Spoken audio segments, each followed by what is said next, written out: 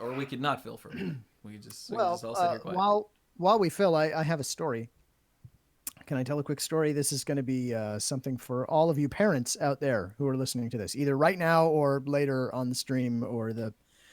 Do we still put out an actual podcast like in just audio form? I'm going to assume Yeah. that happens. Yeah.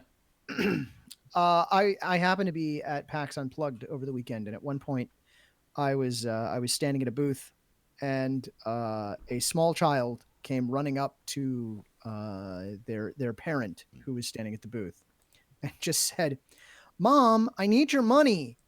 And the mother just turned and looked at the child and said, "No, honey." And as near as I can tell, that is a perfect description of all of parenthood, I believe.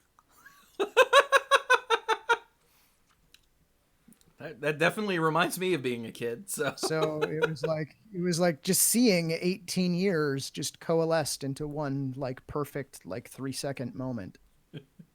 So It's an important life lesson. there you go. If you go to authority figures and ask for money, you might not get it. We may come back to this later. Oh, he was drinking. Bill, you bastard. I was. You had no way of knowing necessarily unless you were watching the stream and did that on purpose, in which case you are a bastard. I didn't do it on purpose, but I don't regret it. Okay, that's fair. I feel like I'm low. So have we filled enough? There we Are go. we actually?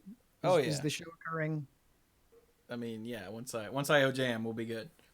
So are you ready for the OJam clues? No, I'm never really ready for the. It's too late. Take your headset off. Oh wait, we didn't do a thumbnail. Cluze, put your headset back on. Cluze. Too late now. Cluze. Too late now. It's over. Put your headset no, back on. It's done now. There's no saving him. Put your headset back No, on. I think this is your thumbnail right here. I think the fear includes his face. Oh, that's actually pretty good. Yeah, so Cluze, we didn't do a thumbnail. Put your headset back on. But no, I think that's a thumbnail right there. Excellent. Okay, so now take your headset back off because I didn't actually start. Okay, here we go. Ow, jam! Hello, everyone, and welcome to the Mana Pool. No! Look! Look at how out of practice you are. After only Come 1 on. week. Hey, it's Monday Night Magic, number 676. I put the headset back on and everything. I know. I'm Chewie. I don't know what show I'm doing. I have no sensory apparatus at all. There's... Look, over there, that's Squee. He's the one. Squee, fix your face.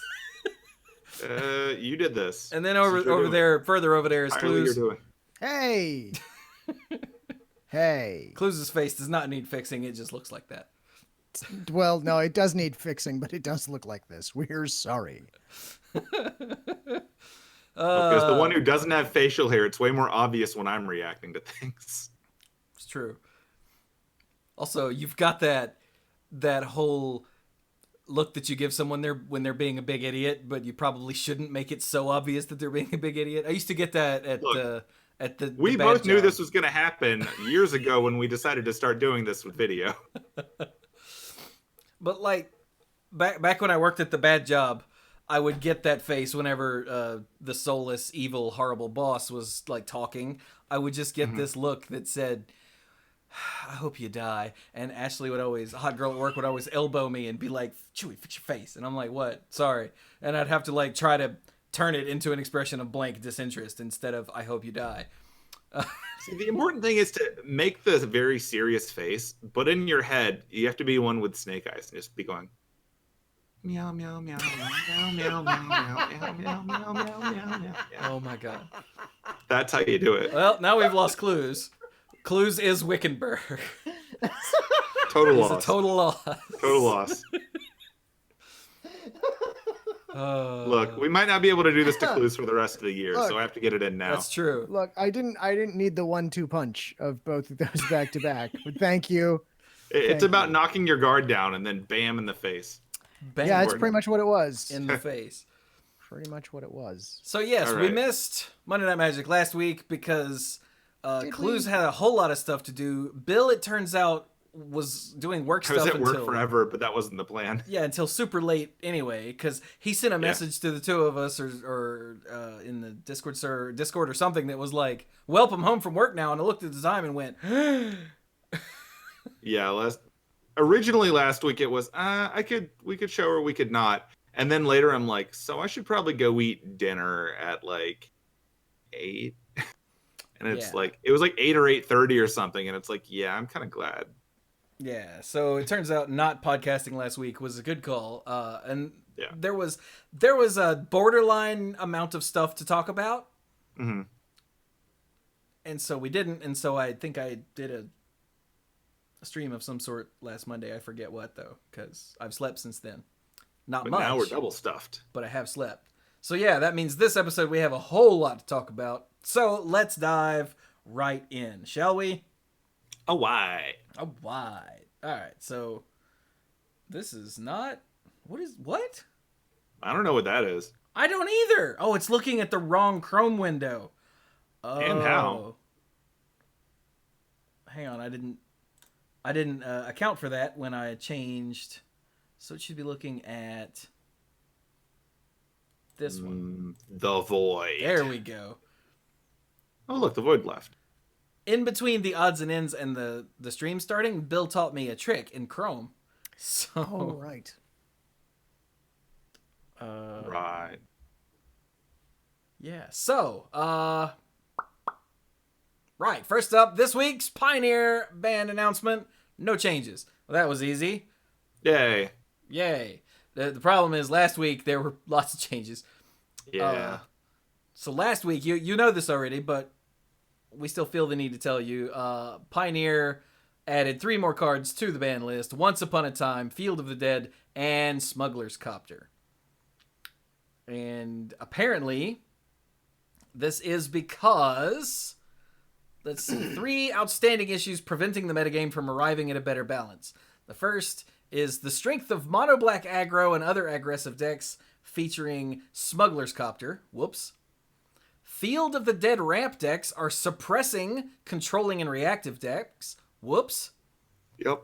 And green is still dominating because Once Upon a Time is... and apparently Once Upon a Time is the key common factor for all of those decks. decks. It's just that good. Because it is pretty damn good. So, yeah. They're getting rid of Smuggler's Copter to try to not kill, but knock down the aggressive decks a slight peg. Field of the Dead, they knocked away so that control decks can have a chance. And Once Upon a Time, they're knocked down to try to bring green decks across the board down a peg.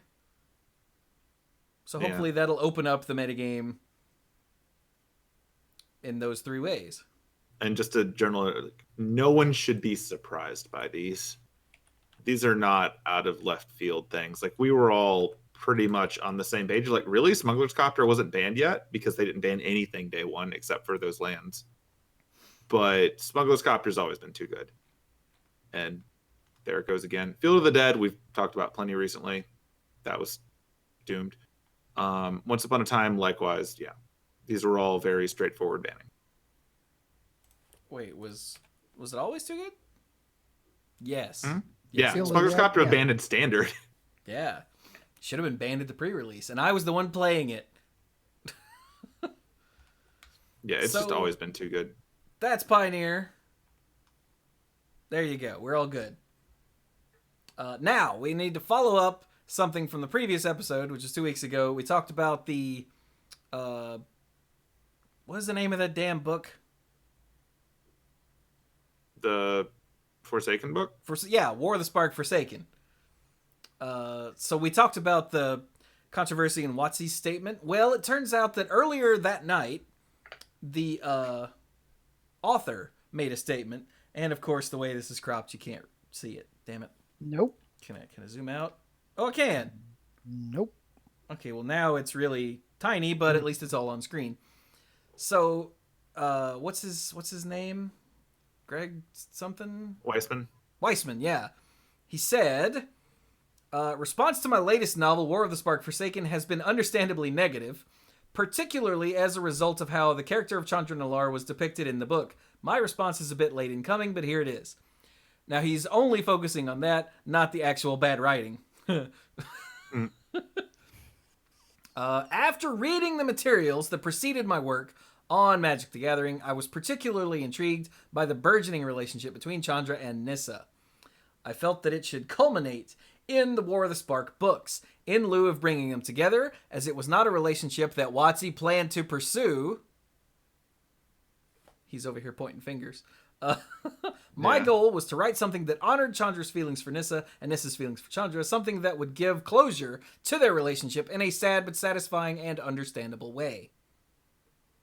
I believe that if readers had seen my original ideas for the chapter in question, they might have gotten a better sense of what I was trying to accomplish. They might have liked it better, or maybe they wouldn't have. In any case, through the mutual creative/editorial process with WotC and Del Rey, again, he's going, they did it. It's not me, it's them. Yeah. We ended up with the final product that was published in Forsaken, which clearly didn't meet anyone's expectations or deliver on my intentions, and for that, I am truly sorry. Like, I'm not wrong here, right? He's totally saying, I wrote something good and they made me change it.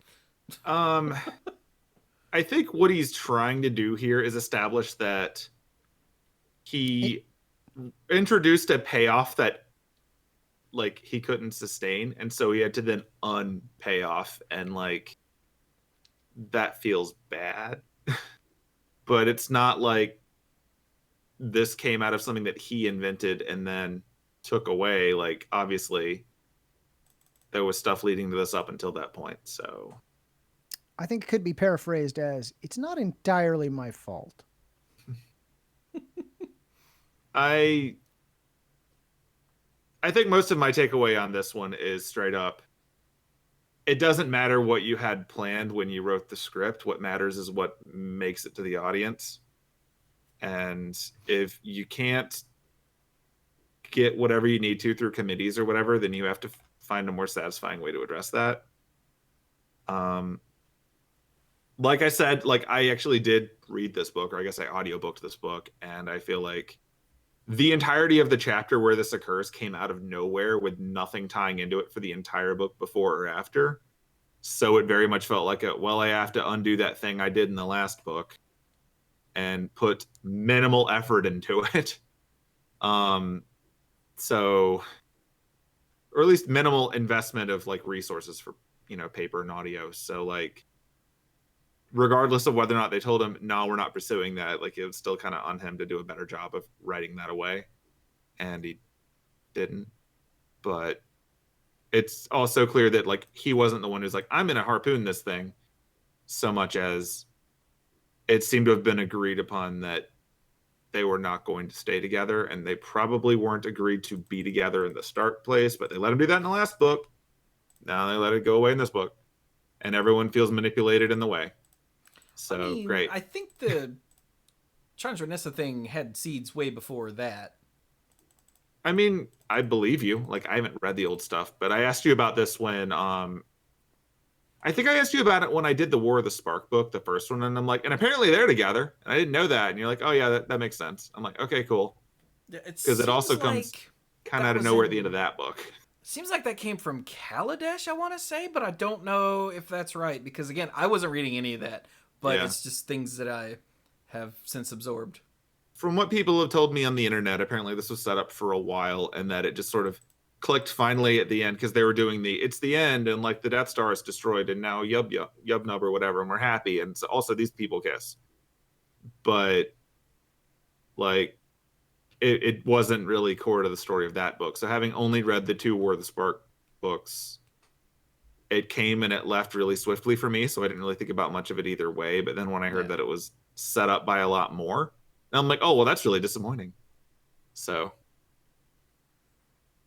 yeah.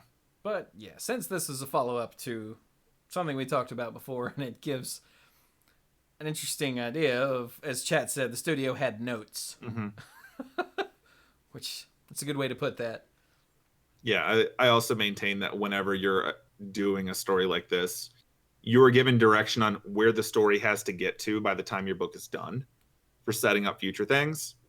And that's usually a bullet list of here's what has to happen, and it's up to you to get us there without angering people. So failure on the angering part, and also failure on the getting us there part, because people are angry. So, yeah, Makes sense. we'll see where it goes now, based on everyone obviously knowing that this matters. All right, I think that's enough of moving that. Yeah. on.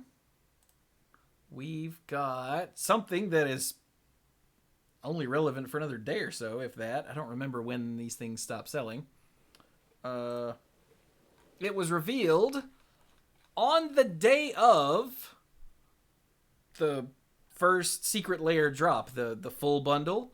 It was revealed that every drop would get a random foil stained glass planeswalker. Yeah. Surprise. Ta-da! And people were this was a divisive thing because lots of people were like, "Yay, extra free stuff," and other people were like, "I would like to know with the one time you sell stuff to us directly, what I'm getting." And like I said, they announced this the day of the only day that you could buy the entire group of them. They kind of viral announced it by way of having their various influencers post the extra thing that they got. Like, surprise, look, we hand delivered these so they could show them today. And hey, the look, there's first things in it. two were Eric Froelich and Marshall Sutcliffe. Yeah. Opened them up and said, "Oh, look, there was something extra in here," and took a picture of it, and everybody lost their mind. Yeah. And yeah, see, Jersey Bricklayer said it's the only reason that he bought a bundle. Yeah. I mean, nothing strikes impulse quite like, here's the thing, also you have 24 hours. So. Yeah, but like they already did. See, this bothered me because they already had this super limited thing that's literally available for 24 hours. Mm-hmm. And that's it. And then on that day, they're like, "By the way, you get all this extra value from it." And I was like, well, I'm glad that I'm broke either way and couldn't afford to buy it. But if I was like just barely unable to buy it, I'd be pissed. Yeah. My take on it, if I recall, was that like they told you things you were going to get. If you bought it, you were going to get what you said you were going to get. So yeah, it's extra, but I do understand some of the annoyance over like they put you directly in impulse buy town. Like suddenly the equation has changed if you'd already decided that you were passing on this. And now it's like, well, now you have to decide right now, are you doing this or not? And that can feel bad. And right before Christmas, that's hard for some people to find the extra. How much was it to get the whole package? 200, I think. Yeah. So I think I would describe this as additional FOMO. Oh, it's like a extra double helping of FOMO on top of it because these are the stained glass planeswalkers that, to my knowledge, don't exist anywhere else, right? Yeah, that is at least not in paper form. Which, by the way, that is something that people were pissed about. So sure, there were some people who were on the my $20 bill was not folded correctly train. Then there were other people who were like, well, I really just wanted to know what I was actually going to get. That's a valid complaint as well. But then there were other people who were like, okay, when the stained glass planeswalkers were originally introduced, they said that these were not available, that these wouldn't be available in print, I believe is what the sentence said. And that was interpreted as these wouldn't be available in print anywhere ever for any reason. I don't even remember if they said that. Even though that's not what they said. I think the question that came up at the time was, do they look like this in the packs? And the answer was no. Yeah. Yeah. I know somebody linked to the original announcement on, let's say, Twitter. Might have been Reddit. I don't know. Actually, it could have been either one of those for that particular topic. Someone linked to that, and but saying they're not available in print at the time meant because they were going to have the, what are they called, card styles on Arena for some of them. Mm-hmm. Right. If not all of them. I don't remember how any of that worked. But, interpreting that as never ever that's on you. random theoretical person who was saying that. Yeah, here's a hint. Thanks to the reserve list, they're never going to say never ever again. Yeah. It's not a thing they're going to confirm ever. So yeah, I mean, at least they're not exclusive cards. They're just shiny versions of exclusive cards, but still, some notice would have been nice. Now, Cluze brought up a point in our Google chat when I said that in what you said, if you'll allow me to paraphrase, Cluze, since you probably don't remember what I'm talking about. Not at all. Is the conversation would have been completely skewed in the direction of the value of the planeswalkers over top of all the cool stuff that was actually in the Secret Lair drops. Yeah, I do stand by that. I think it would have overshadowed. Oh yeah, and because that's totally true. Because people would have been getting here like we are talking median, about that. Yeah, people would have been getting median values of the planeswalkers and saying, "Well, hey, this one's only $20. The EV of any given planeswalker is going to be 25. So hey, it's brilliant. Just buy it or whatever." You know, I don't speak MTG Finance because no, but somebody would have run that analysis. Yeah, but it still just bothers me. Like for some reason, I can't put my finger on it, but on the day of this super limited thing, they were like, "And here's bonus stuff. Give us more money." Ha ha ha ha. Well, yeah, but when's a better time to do that? When you announce the damn thing. Okay, but then it overshadows it. Well, then do it better. Okay, so can you imagine the reaction if they didn't tell anyone anything and they didn't hand them out in advance? And so we got these later and I never got a chance to buy those. Right. Oh yeah, that would have been way worse. Yeah, there's not really a good scenario unless you're upfront about it and just take the risk that no one cares about your actual new product. So your three choices are: do it when you announce it, which runs the risk of overshadowing the actual product and the thing that you want to talk about, which is, hey, we made some cool collections of things. Or don't tell anyone ever, and then it just shows up after the fact, and 3 weeks from now, everybody's going, what the hell? Or you do it on the day of and you drive bonkers traffic and extra double helping of FOMO. So I think of those three, if those are your three choices, and I'm not saying there isn't a fourth one, but if those are your three choices, they played these cards exactly correctly. I mean, the other option would have been to integrate it as part of the whole thing rather than, hey, here's the secret drops. And you get a random planeswalker. You make it a whole thing so it doesn't overshadow what's in the Secret Lair drops. Make it but if we've learned nothing over the past year, what WotC does not like to do is give you all of the information at once, ever. Ain't that the damn truth? From the marketing angle on this.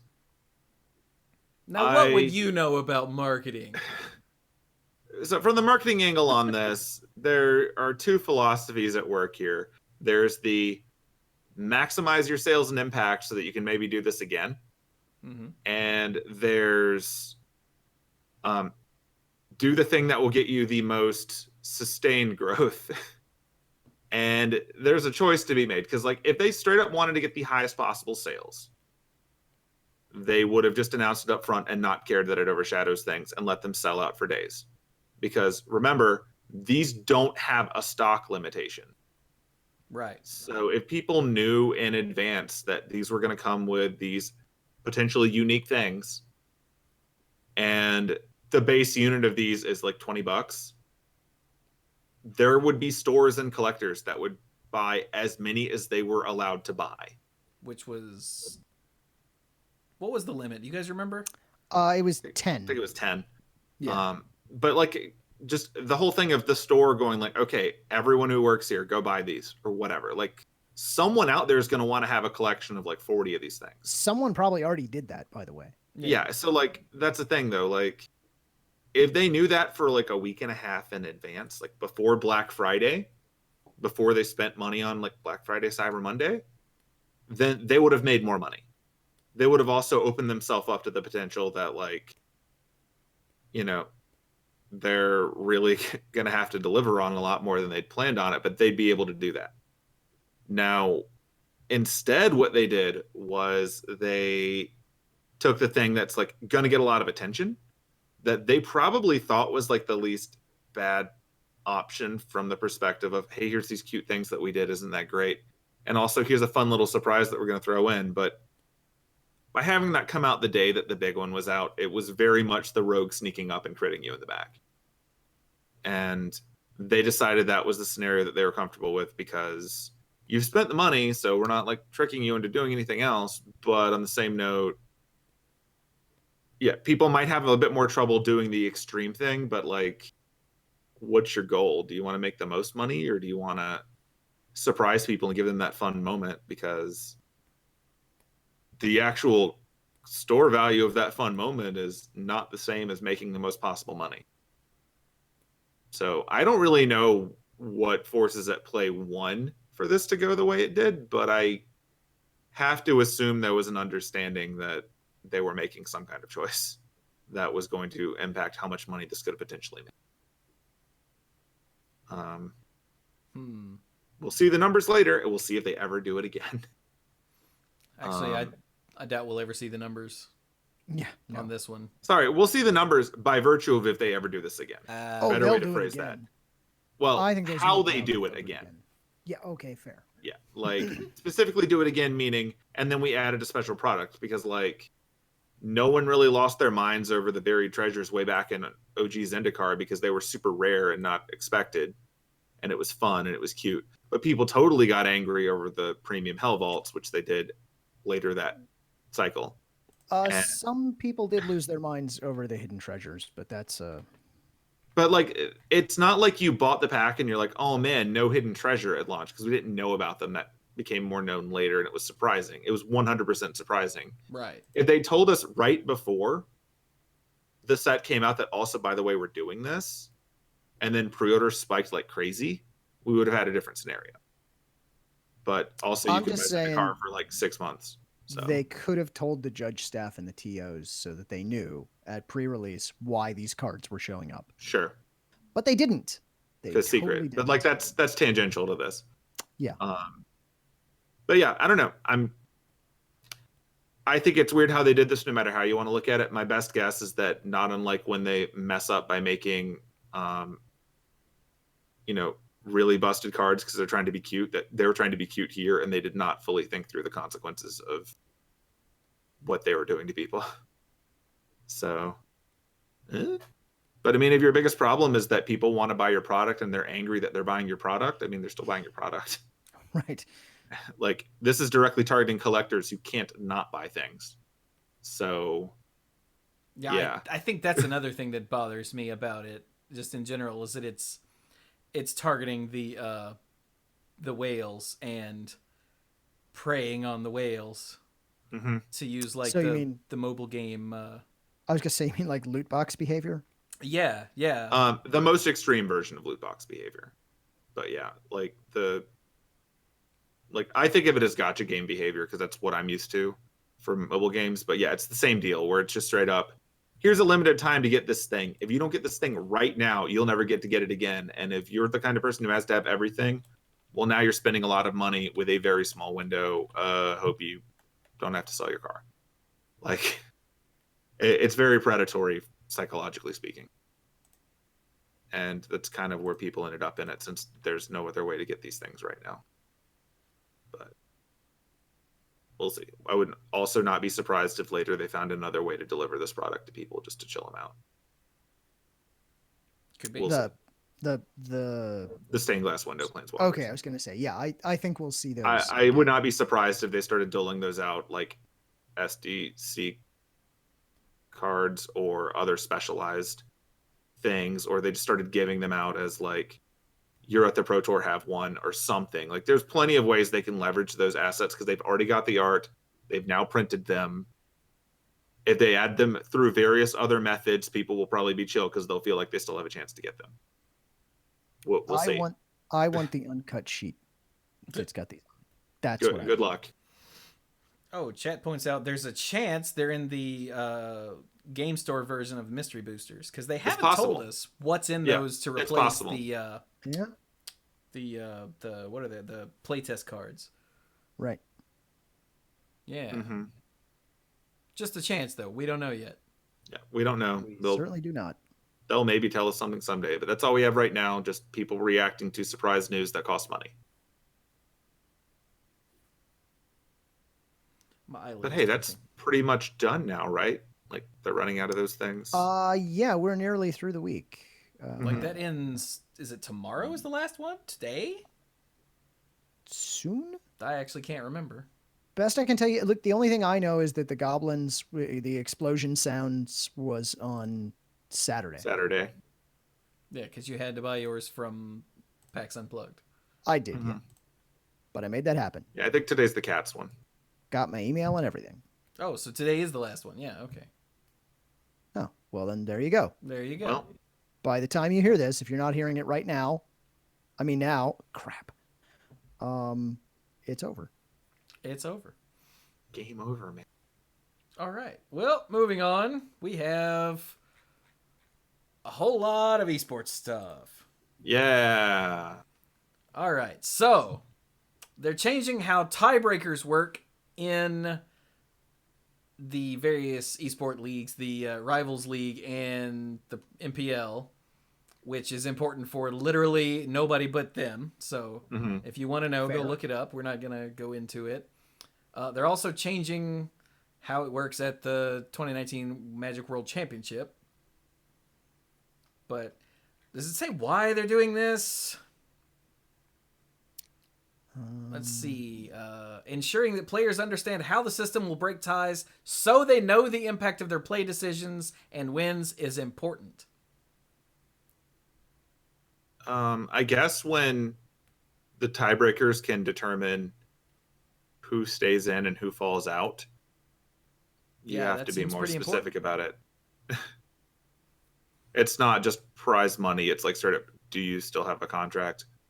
Yeah. Are you unemployed? Like, yeah. There's a bit more on the line now, so it makes sense that they want to be as crystal clear as they can be. Yeah, so they're changing up how that works to try to just make it easier on everybody in charge, all around. Let's see here. I have to admit, I did not read this at all because none of this applies to me, so it just didn't occur to me. Oh, I have to talk about this on the show. Whoops. There's a peek behind the curtains for you. Let's see. They're going to not do the MPL weekly thing for the partial season in 2020. So they're going to figure out how to do that.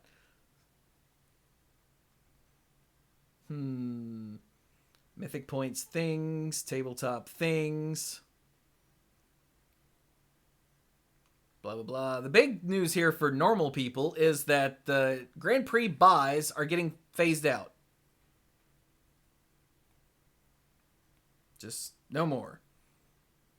It says Grand Prix buys were created for the Pro Tour when there were far fewer players playing competitive Magic. We don't feel they're necessary with the new structure of the Players Tour, especially with the fractional invites filling a similar role. They also cause tournaments to require more rounds to be played and prevent us from exploring other structures for large events. So I'm very happy about that because I've always hated Grand Prix buys. Did Cluze close the panda or did he just vanish? I think he closed the panda because he's still on the call. Okay. Who knows? Maybe the cookies got him. Or maybe he's on a phone call. Oh, he got a call. Okay. Yeah. But yeah, I hated the way that buys influence the way that, big high stakes tournaments work. Because it's not just you got a free win. It's you potentially skip out of the very first few rounds and have a much smaller metagame to prepare for. Because it's just going to be the things that, actually do make it out of there. So like the random rogue cool deck that's really good against your deck is way less likely to go up against your deck. And also, all the advantages of getting to sleep in while everyone else is up at crack of dawn and miserable and hungry. Like, there's just so many advantages built into it. It was kind of you're already doing well, have some more. So, well, yeah. I hated them as a concept. and now they're gone. Oh, now they're gone. So there you go.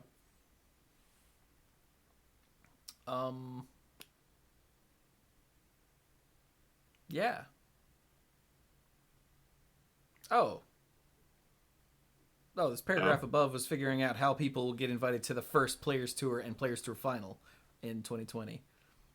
Because that system doesn't exist yet, so you can't invite people from inside the system, so they had to figure out where they're coming from. Okay. Again, if this applies to you, you know it already, and for the rest of us, it's just words on a screen. So these are the kind of things that are going to influence a very, very small amount of the audience. Yeah, and almost certainly none of them listen to this show. So, there you go.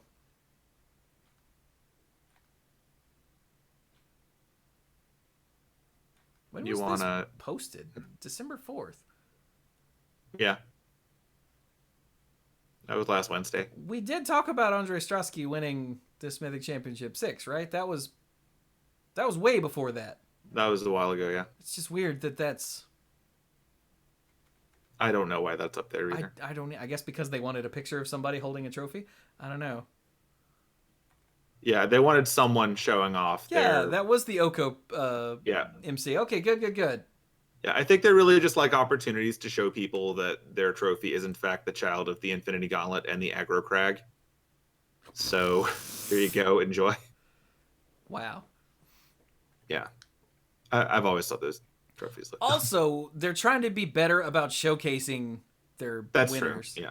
So, like, hey, remember this? This guy won that thing from last month. Hey. This is one of the people that this impacts, maybe. Here's the target audience. People that win Mythic Championships. All right, so there's that. GP buys are gone. That's the big takeaway. Yeah. And they're redoing how tiebreakers work in the MPL and the Rivals League.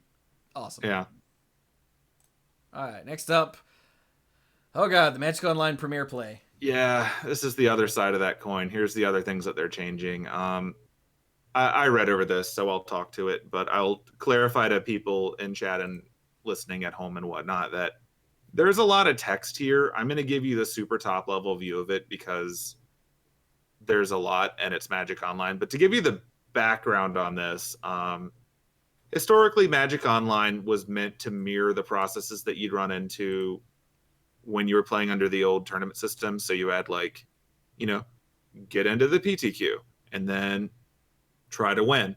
And if you win the PTQ, great, you won the PTQ. Now you can go and do Pro Tour stuff. And that's not how it works in anything else anymore. So they wanted to streamline things a bit better to work for the way things go now. But also over time, they've had all these different kinds of points that you could get. I'm not going to run down them because they don't matter anymore. But there were a whole bunch of different things to keep track of because the system did it for you. So whatever. The important thing to understand that they're doing now is they've consolidated a lot of the different currency type things that you collected into just qualifier points. That's it. They've been using for a little bit, but there were play points, there were qualifier points. Stupid. Now the process is a bit cleaner, a bit more streamlined because it's straight up. You collect these points by they're part of the prizes you get when you win things on Magic Online. And using those points, you effectively buy your way into a Pro Tour thing. Am I cyber Squee? You were just for a second there. Oh, okay. And your camera blinked, and I didn't know if it was you or me. But keep going. Suspicious. You're good. Yeah. So now instead of all the other things to keep track of, it's just straight up. When you win things, you get qualifier points.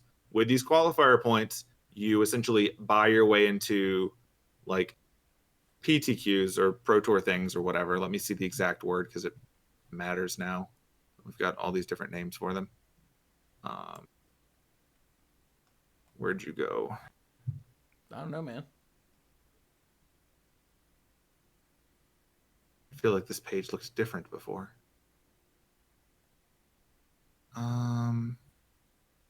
There was an image that made this streamlined, and I don't see it anymore. What did you do, page?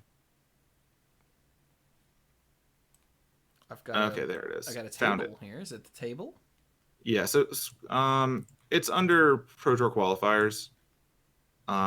You earn QPs, qualifier points. You spend them to get into a PTQ. You win the PTQ, and you get Players Tour invite.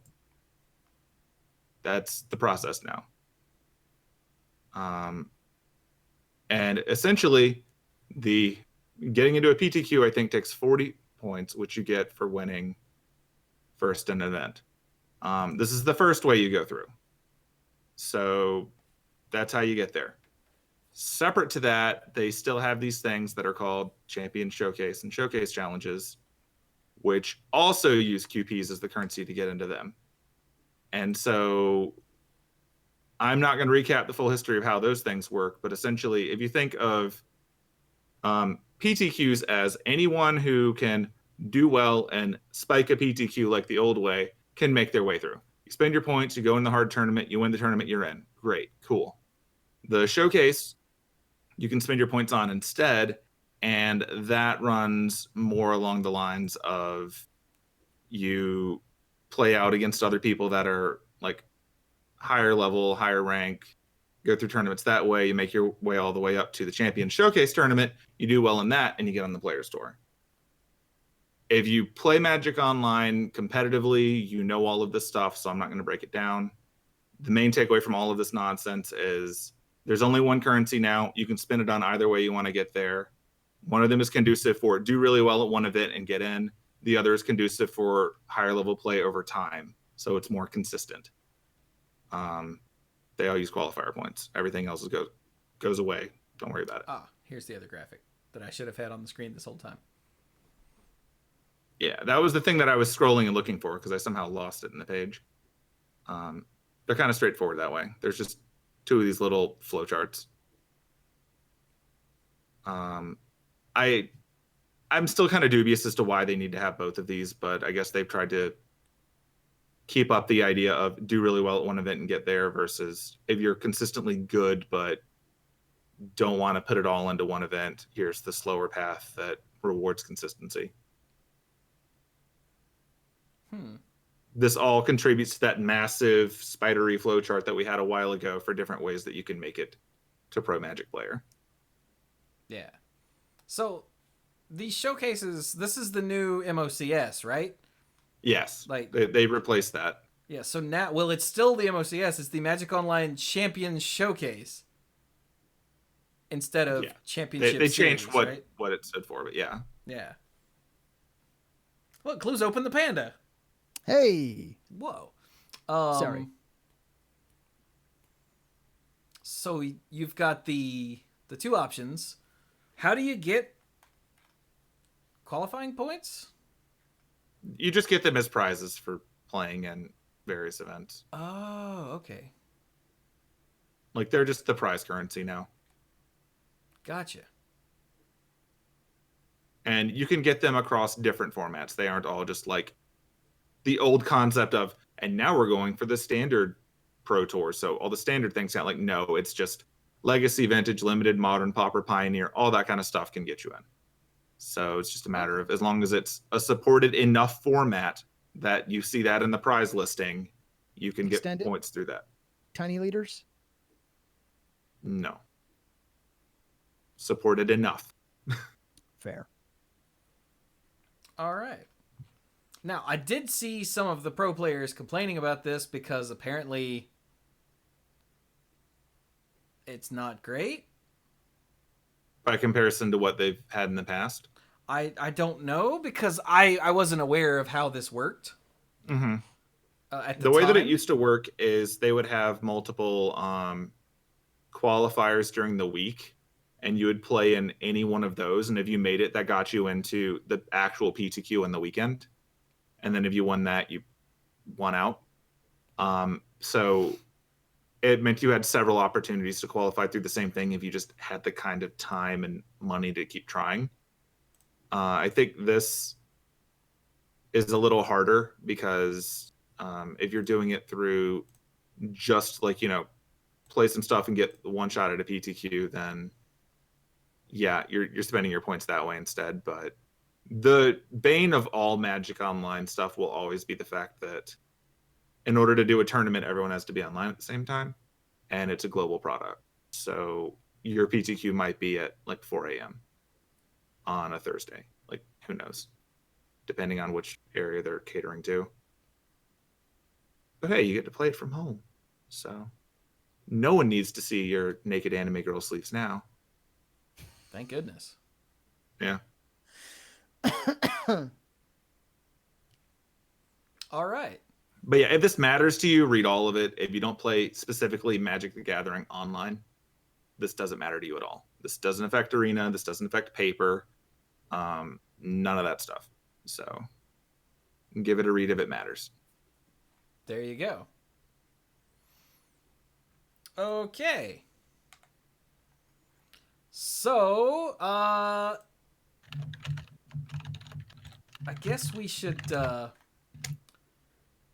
about the Twitter thing? Ooh, Twitter things. Yeah, probably. Yeah, I guess. Pick your poison. There's a few. All right, well, let's start with the blatant misinformation that was spread around for a couple days. Cool. All right, so this is a thing that happened on Twitter. Netflix tweeted out, what's something you can say during sex, but also when you manage a brand Twitter account? And this screenshot was going around. And it was the Wizards Magic account responding. It looks like the Wizards Magic account responding to that tweet with the packaging says 13 plus. And then a face. Yeah. Now, this really looks like something horribly inappropriate until you stop for a second and use your brain. Now, I know that's not a thing that people on Twitter like to do, but let's give it a shot. Do you see how it says they're replying to this other account and Netflix? Sure do. It says it right. Look, it shows it right there. Boom. They're responding to RC Revolver and Netflix. Now, But Chewie, I can't see RC Revolver anywhere in the thread that you're showing me. Yeah. Where did that come from? I still think this was doctored because I've literally never seen Show More Tweets just vanish. Sure. Like, I was checking this. I was like, did Twitter change this again? And no, I had Show More Tweets on everything. And I'm going, okay. But it could be that this was some not an official Twitter app. Like maybe this is TweetDeck or something. I don't know how any of that crap works. Because I just use all the Twitter stuff.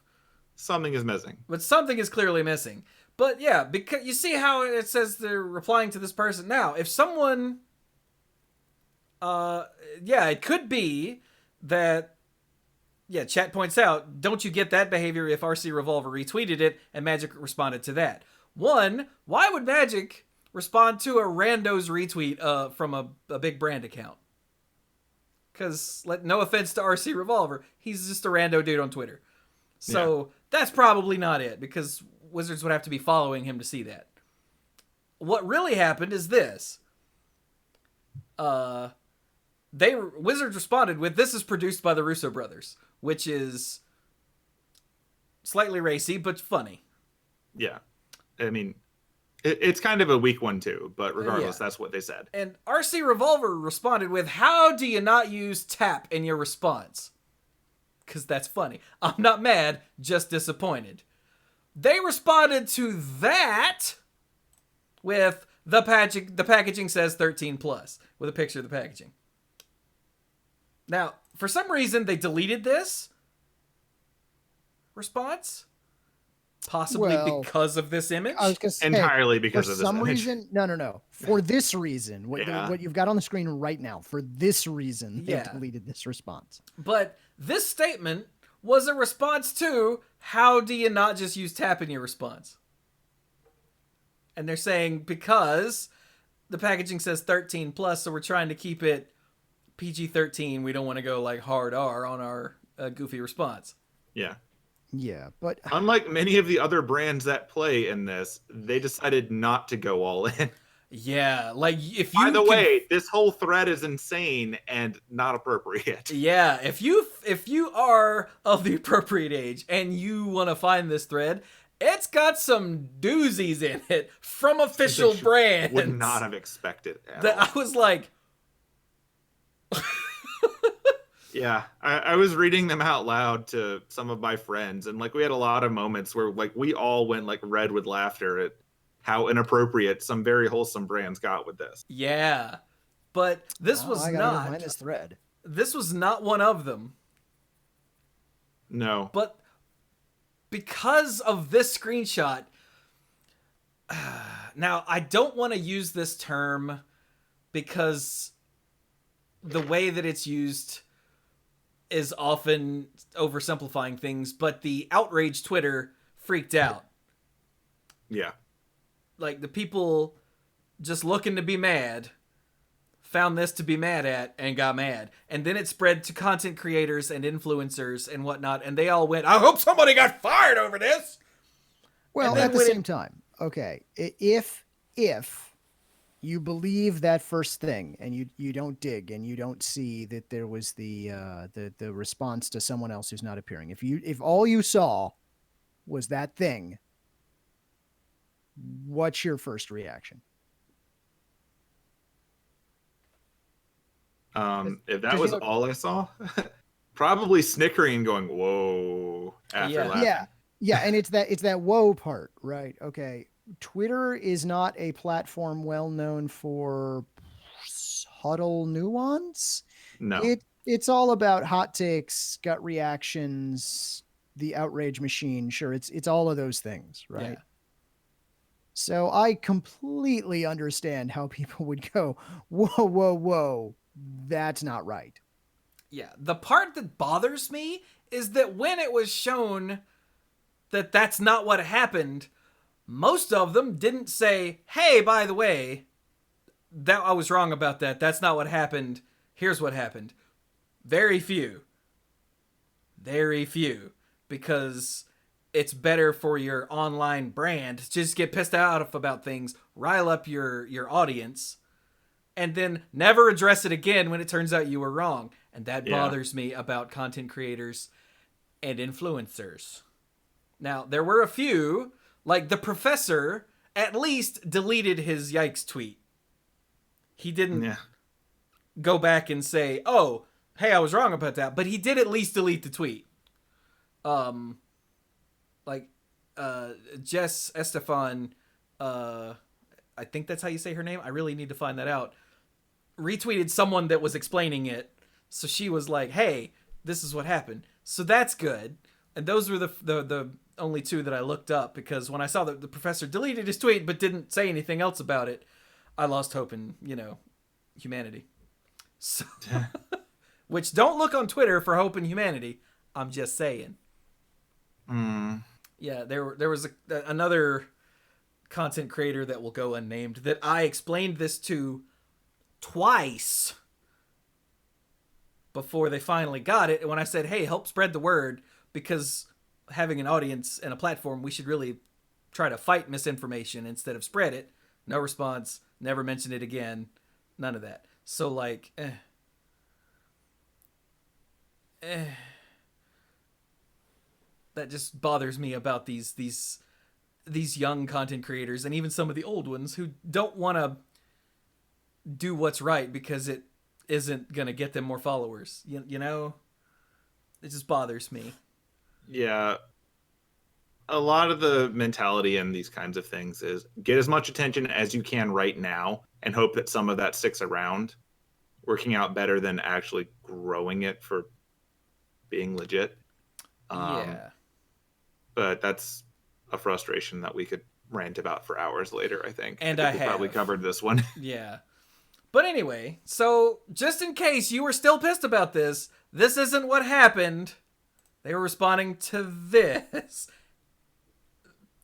which is perfectly not creepy or perverted or disgusting at all. At all. Okay? Yeah. If you're going to be pissed about something WotC did, be pissed about something WotC did. And there's plenty. But my God, I cannot believe this thread. Oh, did you start scrolling through all the other stuff? There are so many brands that I can't believe that they... Yeah. Just, wow. Odds and ends could for an entire thing. Like, this is actually more one of those ridiculous School of Movies type episodes. Yeah. I don't think this is really something that we can do, but it is funny. Wow. Okay. If you're looking to be upset about things, go digging through the rest of it, but be aware of what you're getting into. Yeah. All right. So we have an actual discussion for the next, rather Yeah. than just me ranting, about the next Twitter thing. So shall we? Yeah, let's do it. I guess we shall. All right. So, Mishy Fishy Woo on Twitter, who is the Wizards, what is her influencer manager? She's the influencer manager for Wizards of the Coast. And if you follow like the arena streamers and whatnot, then you probably have seen her. Her name is Michelle, and she is the influencer manager. And Yep. how? So she tweeted, "Hot take: sponsors would rather work with smaller creators with active communities than large creators with empty, inflated followers."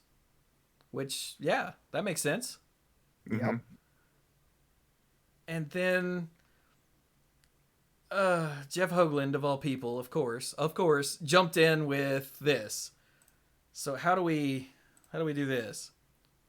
Okay, so she was posting about how she's going to be doing a talk on influencer management, and Because it's her job. included a link to the next speaking gig, which will be in March. And from what I can tell here, Jeff pulled up either something that she's linked to here or something else that she's done before. I did not go digging through his event schedule because I don't care that much. I mean, but he it's pulled a link up an to excerpt. a Game of Sutra like news piece. Gotcha. Yeah, that makes more sense. Yeah. But anyway, I will read this part because I'm believing this is quoted and not made up. According to Sutterfield, Michelle. Yeah, that's Michelle. These smaller influencers can also be a boon for small to mid-sized developers because they're often more invested in your game than a big-time streamer. So much so that they may even, parentheses, if you're comfortable with it, be willing to stream it without being paid. So that's the line that's been taken from there. And Jeff's response is, you should pay people for their work. And this got tons of likes, tons of retweets, tons of attention. And that's really not too big of a shock because a big thing on the internet in general is the idea that you should pay people for their work. Like we all are mostly on the same page on that one. Yeah, like I follow the Twitter account for exposure_txt, which is infuriating to see all these people like, hey, I want you to do art for me. What are you going to pay me? Why would I pay you? Yeah. Like, very briefly, before we go into the rest of this, just to be abundantly clear, all three of us believe people should be paid for what they do. Yes. We believe that if you are creating something and it has a value, you should be paid for that value. That is a thing. Like, Absolutely. We're all 100% on that page. Before we say anything else, we've said that completely. Clearly. Pay your artists, pay your contributors, pay as everyone someone who is a free content creator, yeah. So having established all that, now we can continue the conversation. All right. So yeah, like that's what he throws it back in there. And it's turned sort of into a back and forth between the two of them, a relatively short one, about like her point is that there are not always budgets available for all opportunities, and that's just how it works. And they find ways to support creators that can lead to growth for them, where that's needed, which, yeah, that's what they do. We all know that that's what WotC does. They try to help streamers grow their channels, community giveaway items, networking opportunities, additional community support, which are all things of value to creators. So her response is essentially, this is a compensation method. And then it turns into, no, you're making them work for free. Like, I'm paraphrasing now because I'm not reading his tweets. But you're telling them that they matter while you're not paying them. And that feels like a weird conflict. And that, back to the usual exposure doesn't pay the bills kind of stuff. And it's like, that's kind of a misrepresentation of her response. So she decided to exit the conversation at this point, which is fair. Which, when dealing with a salty Jeff Hoagland, is probably a wise choice. He's already decided that this is where he's getting his attention because at this point he's got hundreds of likes on this thing, and so he's going to ride it. Yeah. And so she's like, not going to win this, so walk away. When dealing with a salty anyone, this is perfectly valid. Let's be honest. Yeah. Sure. Especially Jeff Hoagland. Now, look, again, with anyone, I think this is perfectly valid. And I think that Twitter would be a better place if more people did that. That when they realize this conversation is not going to be productive, that they just walk away. Yeah, but then on a related side note, just as a quick interjection, if you have, especially if you're talking anything political on Twitter, and someone immediately jabs at you with something that is like an attack, just block and report them. They're probably a bot. Yeah. Just throwing that out there. That's the right approach to that, regardless. Like, do not respond, because that just gives them increased exposure. Just that elevates their platform to your level. And that's not something you should do to a bot or someone who is effectively a bot, because they're not thinking about what you're saying anyway and just using pre-scripted responses. Yeah. Like, whether they're actually a bot is irrelevant. Back to this. Yeah. So, like, the thing that's sort of relevant here, though, is, like, if you're looking over that thread, you see her post, you see his responses, and his responses are feeding way higher into the like counts than hers are as you go further down. And, like, that's where the traction came from. And, like, the big traction post in all of this is the one that, like, Chewie has in the biggest text there, which is essentially asserting that, like, you know, you're wrong because you're justifying a $1 million corporation paying people in exposure. And I think that touches on a much more impressive discussion than anything else in here as a sentiment, because there's a whole lot of stuff to unpack there. And, like, I could talk about that for like 6 hours personally, as I have worked on both sides of this. What do you know about marketing? Seriously, though, what do you know about marketing? I did it once for a friend. I don't want to talk about it. By the way, for those who don't get the joke, yes, I work in marketing for a massive company. Yeah, he does. It is a thing that I do. Like, that is where all of my nerd money comes from. So I will totally admit to that. I will also, as I mentioned before, reiterate time and again the importance of paying people for doing things. Period. I believe that. I think the thing going on here is the fact that, like, saying, you know, $1 million corporation paying people in exposure is disingenuous, because usually when people make the paying for thing with exposure argument, it's the idea of, you should paint this wall for me and then you can write your name in the bottom corner, and then people go, wow, this wall looks really great, and that's the person who did it. Maybe I'll pay them to paint my wall. And, like, that's useless in all practical forms. When you're a content creator slash influencer slash whatever buzzword we want to give people right now, and you are elevated to a much larger platform by a big company like WotC, your viewership presumably goes up. You do get access to more things that do compensate you, because you're presumably get some kind of ad revenue if you're doing this well enough, or at least you're getting the views that can lead to more of that. So, like, there is a value to that. You can have an argument, you know, forever about whether that value is enough to justify what you're doing and what they're getting out of you. That's a completely open and fair debate. But I do feel that it's disingenuous to imply that people are getting exploited outright by WotC because WotC is not cutting them a check. Because, like, realistically, a whole lot of people exist who would love to get paid for talking about Wizards of the Coast products. But they're not going to pay all of us for talking about Wizards of the Coast products. That's not practical. Yeah. It's not feasible.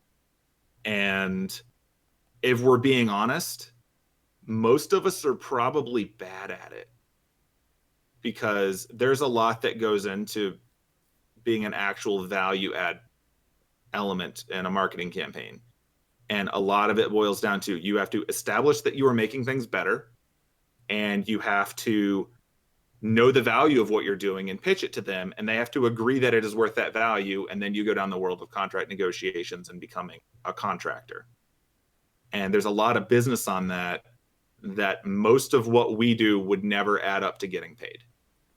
And I'm using a very broad we there as well. Like, yeah, the whole idea that everyone who produces anything should get paid for it is nice in the abstract, but you have to be doing something that people want and find enough value in to pay you. And yeah, most people don't actually do that. And unlike most of the for exposure, as he's claiming this is, the actual literal exposure that you get for exposure is nothing. Whereas when WotC goes, hey, we're gonna boost you up, that actually is a tangible thing. Yeah. Like, they are paying people, just not with, here, have this money. Mm-hmm. Like, they are getting something it's a for resource. they're getting something for their work. It's just not a check. Yeah. And another thing to note is that when WotC is giving you things like this, but you're not under contract, it means you aren't also not dealing with all of the things that come with a contract. Right. Yeah, I was about to bring that up. You know, like every one of these things that it seems like, oh, there's an obvious answer. Yeah, it's always more complicated than that. And where I'll mention that here is, okay, so say that you're a streamer, okay, and you want to... Ooh, I'm a streamer. Okay, fantastic. Chewie, great example. We're going to call you the Resource Lake. Okay, so you're going to start a new channel, the Resource Lake.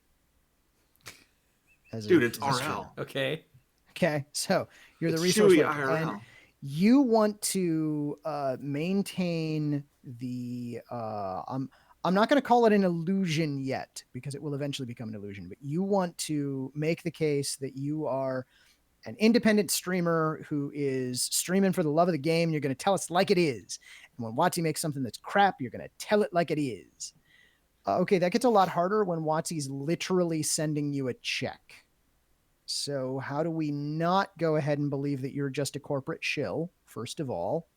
And if somehow you manage to convince us that you're not, so you've now invoked the illusion of being impartial, how do you make the decision to go ahead and be impartial and call it all crap when it's all crap, when you know that if you keep doing that, you're not going to be getting that check? So how does that happen? It opens up a whole can of worms, in all honesty. That is true, yeah. Yeah. It also is one of those things where, say WotC is, you know, they have contracted, you know, the Resource Lake. Like, you now work for them. Maybe they don't want you to work, like, review Hearthstone. Yeah. Or do other things like that now. Well, or there's like an exclusivity clause in your contract. Yeah. So, like, they decide they aren't going to, like, keep using you, but you can't review other card games for a year or something. Like, there's a whole world of business that goes on once you start taking money. And that's not something that I think most people want to deal with either. Now, considering the last year, we've seen them essentially hire the pros, which had all kinds of discussion over the terms of that being special. And everything that went down with the judge program and compensation, if you recall that, and the fact that content producers live all over the world and deal with very different circumstances and laws, and no one really wants to pay taxes on things if they can avoid it, and all of the stuff that goes into that. And then you remember that for the most part, everything that this does right here isn't Hasbro, the $1 million company. It's the marketing department for a card game who are balancing this against everything else they can spend time, energy, and money on. Yeah, and I think that's another thing that we really need to bring up is later down in this thread, someone pulls up the financials for Hasbro. And yeah, those numbers are really, really big, but that's all of Hasbro. That's Play-Doh money. And from a budgetary... Yeah, here we go. Hasbro is currently listed, and I haven't checked these numbers either. Okay, so this is Rando on Twitter. I don't know if they're right. Hasbro is currently listed as worth $13.58 billion, with their stock hovering around $100. Okay, first of all, valuation of a company means nothing. I'm just going to put that out there. There, I said it. Okay. Yeah. See also WeWork. Last 2 years, they made a net profit of $220 million and $396 million. Okay. Sure. Hasbro made a profit of between 200 and 400 million the last 2 years. But that's Hasbro, the entire company, not just the WotC slice, right? Now, don't get me wrong. WotC is a moneymaker for them. It is a net source of profit rather than a net source of loss, and some of their lines don't actually always make money from year to year. That is absolutely true. But how much budget WotC gets is not the same as how much profit Hasbro makes. And how much of that budget that WotC gets that it can afford to give to marketing and streaming influence is another slice of a slice, if that makes sense. It will be progressively smaller pieces as you cut through. Hasbro down to WotC, WotC down to Magic because they do other stuff. Then Magic doing, well, here's the Players Tour, here's coverage, here's the piece of paper that is that extra card in every pack that you do.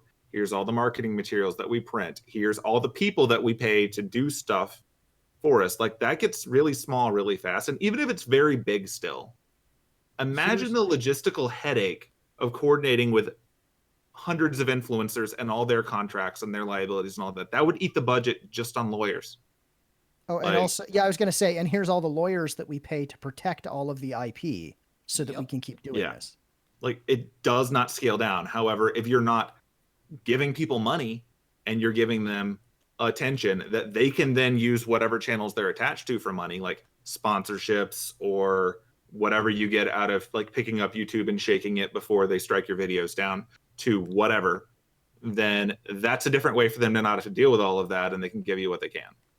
And I think for some people, they're going to make the decision that, yes, this is an influencer that we want to hire.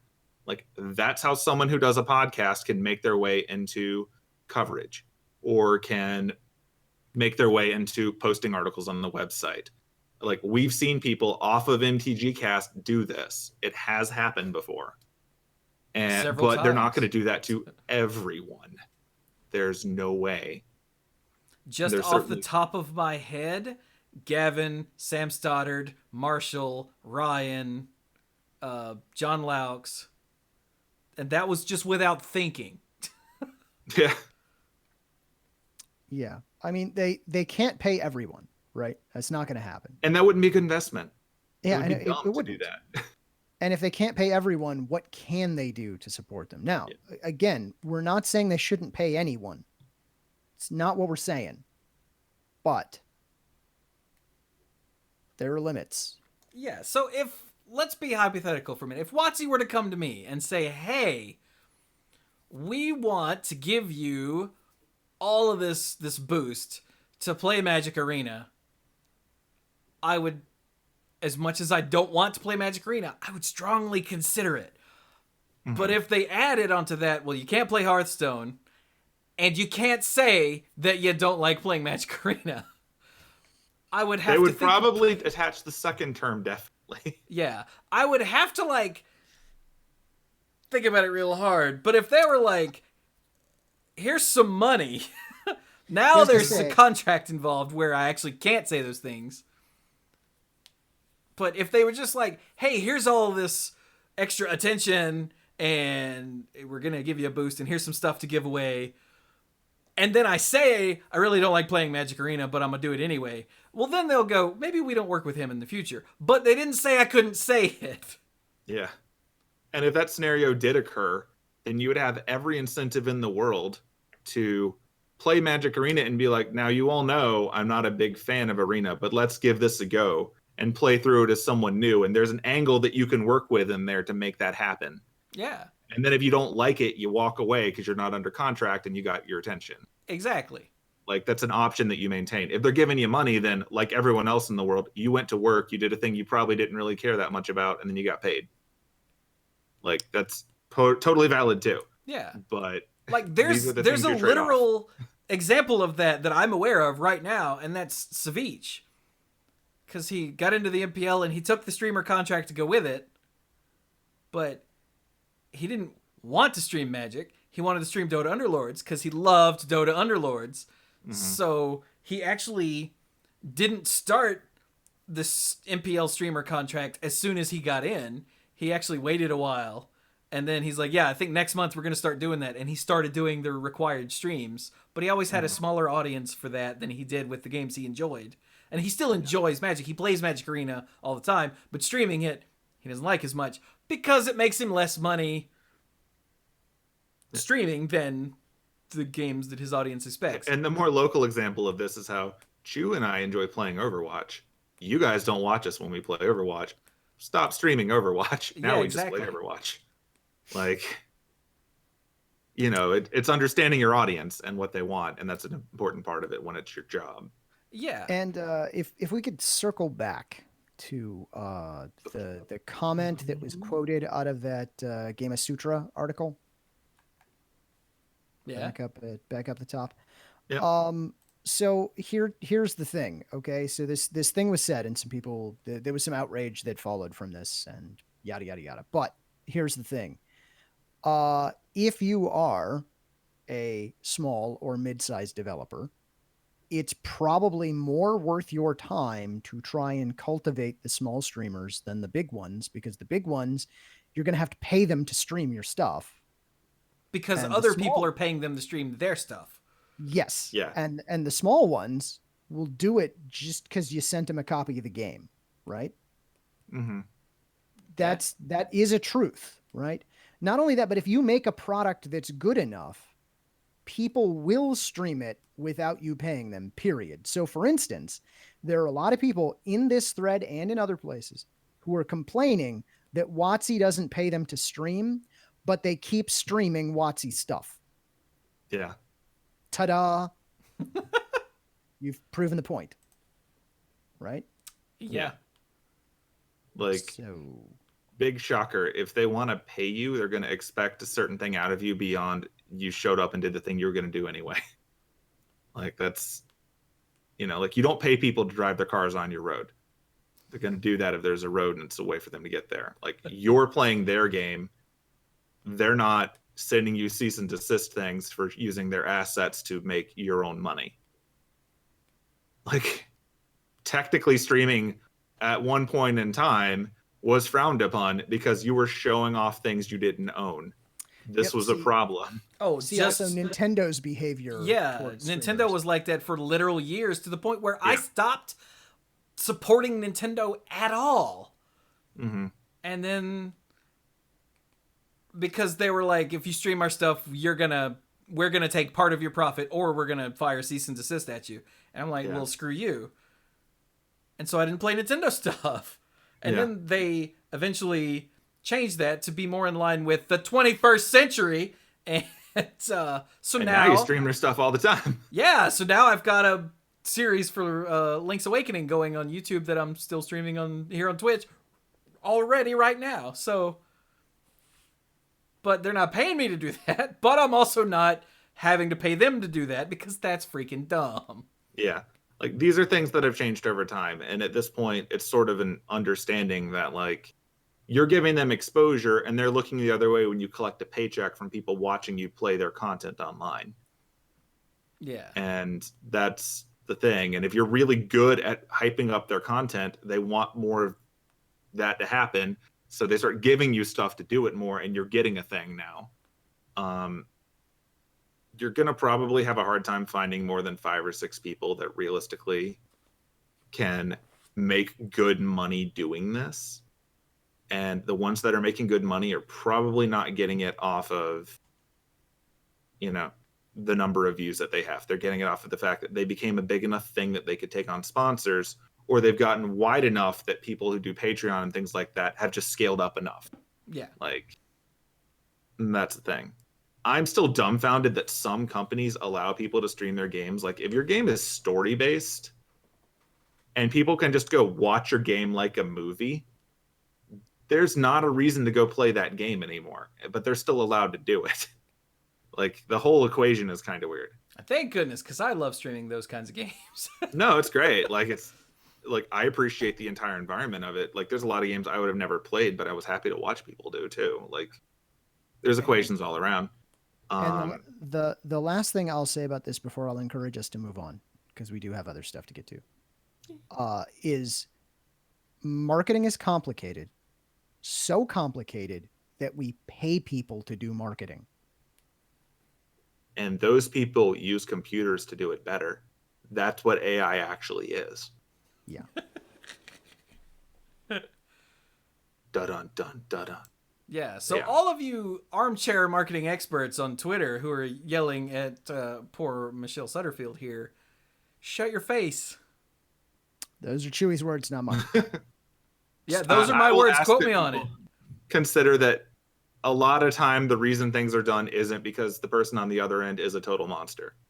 It's usually because by the time it gets to you, you don't actually get to see the whole picture. Yeah, unless it's, you know, Bezos or Musk, then it's because they're monsters. Well, yeah, because they're Lex Luthor. That's different. Yeah. They are the extreme. Hey, 10th Tech just subbed for the 16th month. Thanks, buddy. Welcome back. Yeah, see, subs like that are how things also work.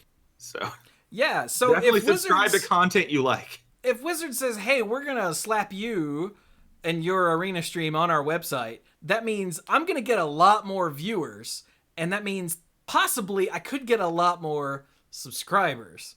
And if they're like, hey, we're going to slap your YouTube video on the main page, I will definitely get a lot more views on that video, which means like views on YouTube is directly equated to paycheck, whereas on Twitch it's like potential paycheck, but still that made sense, right? It's a way for you to get paid. It directly Even if results, it's not coming from them. Yeah, it directly results in me getting more money, even though WotC didn't write me a check and hand it to me. So, like these, it's not for exposure in the way that Hoagland means it. When there's actual tangible benefits, not like the wall that you signed that Squee brought up earlier. That is the crap kind of for exposure. Yeah. So, all right. Yeah, I think. Long story short, you don't know more than marketing people about marketing, even if your name's Jeff Hoagland. Yeah. Especially if your name's Jeff Hoagland. But he hadn't been mad on social media in a good few weeks, so I guess he was trying to find something. He knows what his brand is, and he played into his brand very well there. Exactly. So it's just his brand is not really conducive with what I think is fair to the people he's using his brand at. Well, and that's why they don't invite him to things, and so he gets more pissy. It's a really vicious cycle that's all on the him. whole like you're not very fun at parties, are you? Is actually exemplified by this person. Anyway, so I know that was a long discussion about something that isn't exactly news, but it's a thing that I've seen cropping up in discussion even before this. The WotC should pay people was showing up in places that I didn't expect, and I went, pay what? And then I saw this happen, and I went, so we're gonna Monday Night Magic is a place where we try to give you a level-headed look at all the things going on without hot takes or outrage or any of that. That is actually the thing that differentiates us from so many podcasts, and that's very sad. Yeah. It makes me sad. When you want your news level-headed and well thought out, come to Monday Night Magic. There you go. Yeah. But that's why I wanted to try to get out ahead of some of this before it spreads even further. Yeah. So, all right. I guess all that's left is tournaments, right? Am I missing anything? And how? Yeah, there's a few tournaments, but we can do this. Yeah, that was it. Okay. So let's get to it. Cluze, you with us? Right. Yeah, I'm doing a thing. Oh, good. You're about to do another thing. Is it a sexy thing? No, it's.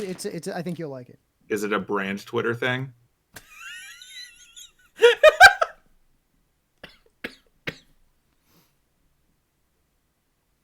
Well, the reason I ask is because, hey, Cluze, you're up. Yeah, I know. Hang on. I'm doing a thing. Oh, he's filling out a Mad Lib. Hold on. Stand by. Okay, well, tell you what. We'll go do a different thing. Hey, let's do this first. Boom. Okay. So, Channel Fireball made some announcements a couple weeks ago. Yeah. About things. They announced some format changes. They're going to be Pioneer PTQs, because they're called PTQs again because it's Players Tour. Okay? Okay. They're going to be Pioneer PTQs at Magic Fests. And they're going to be others. Let's see here. Each Magic Fest outside of Japan will have 5 PTQs. Huh. So it's going to be... Where'd it go? We've decided that we want to give players the option of having a competitive experience even if the Grand Prix isn't the format they choose to play. So if it's a modern Grand Prix at the Magic Fest and you don't like or care or remotely have any knowledge or interest in modern, it's then you just go do a different flavor PTQ at the modern event. What you got there, Cluze? Well, I got your check. Yeah. Pay to Chewie. Amount all the monies. For exposure. Nice. How? Wait, who signed that? Yeah, I can't make out the name, but it's down. Oh, it looks okay. It could be. Could be anybody. Could be anybody. Yeah. I'm gonna say Tayback. I don't know. Well, wait. What was the date on that? Today. The date is today. Yeah. The date is today. Oh, well. And it's for exposure. It's all Wow. For those of you who are only listening to this and can't see it, Cluze is holding up a real check with his real bank account numbers on it. That's right. So you're really missing out. Yeah, you you what, really I will are. even You read really off Cluze's bank account. It's 1, 2, There 3, you go. 4, 5, 6, 7, 8, 9. Right. Yep. Well, wait, no, except now it's you not don't have Cluze's to go. check. That's Watsy's real bank That's account. Watsy's. That's Yeah, Watsy's it's real Watsy's bank. That is bank actually account. how you get Watsy money right there. Yeah. Now you know. Now we've ruined their whole quarter because they're going to have to pay us. See, the problem is I came up with the joke partway through, and then I had to find my Sharpies, and I had to find a piece of paper. It's actually from a. Like, I went a long way for this You joke. do. You know okay? what? I like it. And Prop All right. comedy is not dead. so It's I'm true. sorry that I wasn't ready for the handover for topic switch. It's cool. This is probably a better way to lead into it anyway because it's more meta. Yeah. So a bunch of events now have Pioneer instead of what they had before, or they have Pioneer PTQ, which is neat. Yeah. Plus, Right. they List on have there. lots of different PTQs at different things. Like Magic Fest Austin is a modern GP, but they have Pioneer PTQs every day. New Jersey is a limited GP. They have Pioneer PTQs. Brussels is a Pioneer GP, but they have modern PTQs every day. I don't know if that means... Wait, does that mean they're only having modern PTQs, or does that mean they're going to have others as I'm well? assuming it means they're only having modern PTQs. Because they say that, so starting in 2020, these Magic Fest will have a PTQ format in addition to a Grand Prix format. Oh! And there'll be a PTQ of this format every day of the weekend. And it's always different. Okay, I missed that it was just the one. I figured like there would be one format that they had every day, and then they would also have like a standard and a modern with Pioneers. One Pioneer Monday, Friday, Saturday, Sunday, and then Saturday they have a modern one, and Sunday they have a standard one or something. But no, apparently not. It's just all the one. Okay, that's reasonable. I guess we'll see how that works. Well, it means you don't have to bring like 4 decks if you're planning on doing the GP part instead, or the PTQ part instead of the GP. Because like, keep in mind, Magic Fest is not just a GP. At least that's the goal. It's right. a big event that you go to, even if you're not in the GP. And now these are things that you can do. The GP is what used to be known as the main event. Yeah. But the Magic Fest is the whole thing. Right. Yeah. Yeah. As I keep having to respond to people that think they're clever when like, don't you mean Magic Fest? No, shut up. We sure don't. Okay then. I guess we'll see how people. I haven't seen anyone complaining about this. I probably haven't been looking hard enough because I'm sure somebody is. Well, yeah, but I haven't seen any big names complain about this. How's that? I appreciate the fact that the hashtags for all these things are MPG followed by city name. Yeah. Which means that over time these will start flowing together in Twitter when you click on them because they'll have the old ones in there too. But that'll be fun in its own way. All right.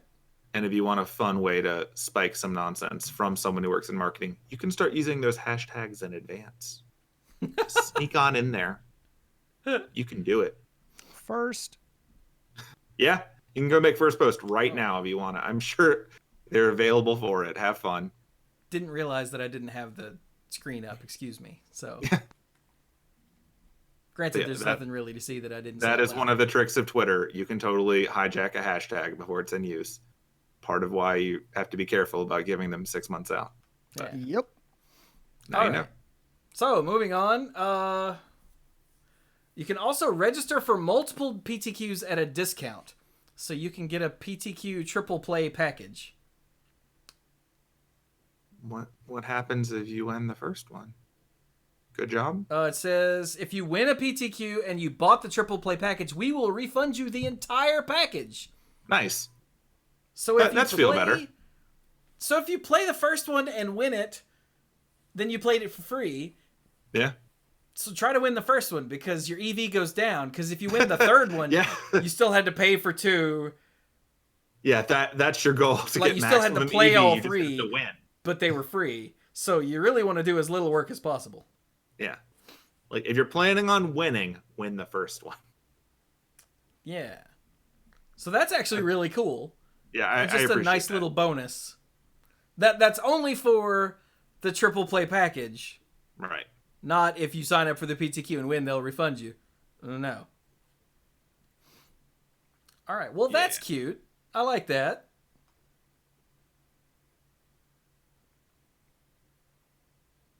Wait, no, it says it right here. I was right. As before, there will still be 5 PTQs at each Magic Fest. 2 Friday, 1 Saturday, and 2 Sunday. And 3 of them will be focused on the event's PTQ format. Aha! Oh.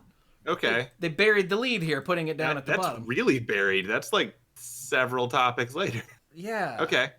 So. Well, cool then. Okay, yeah. When it says, so for instance, at MTG, at Magic Fest Palm Beach, it's a modern Grand Prix, but Pioneer PTQs every day. So what I originally was thinking was right.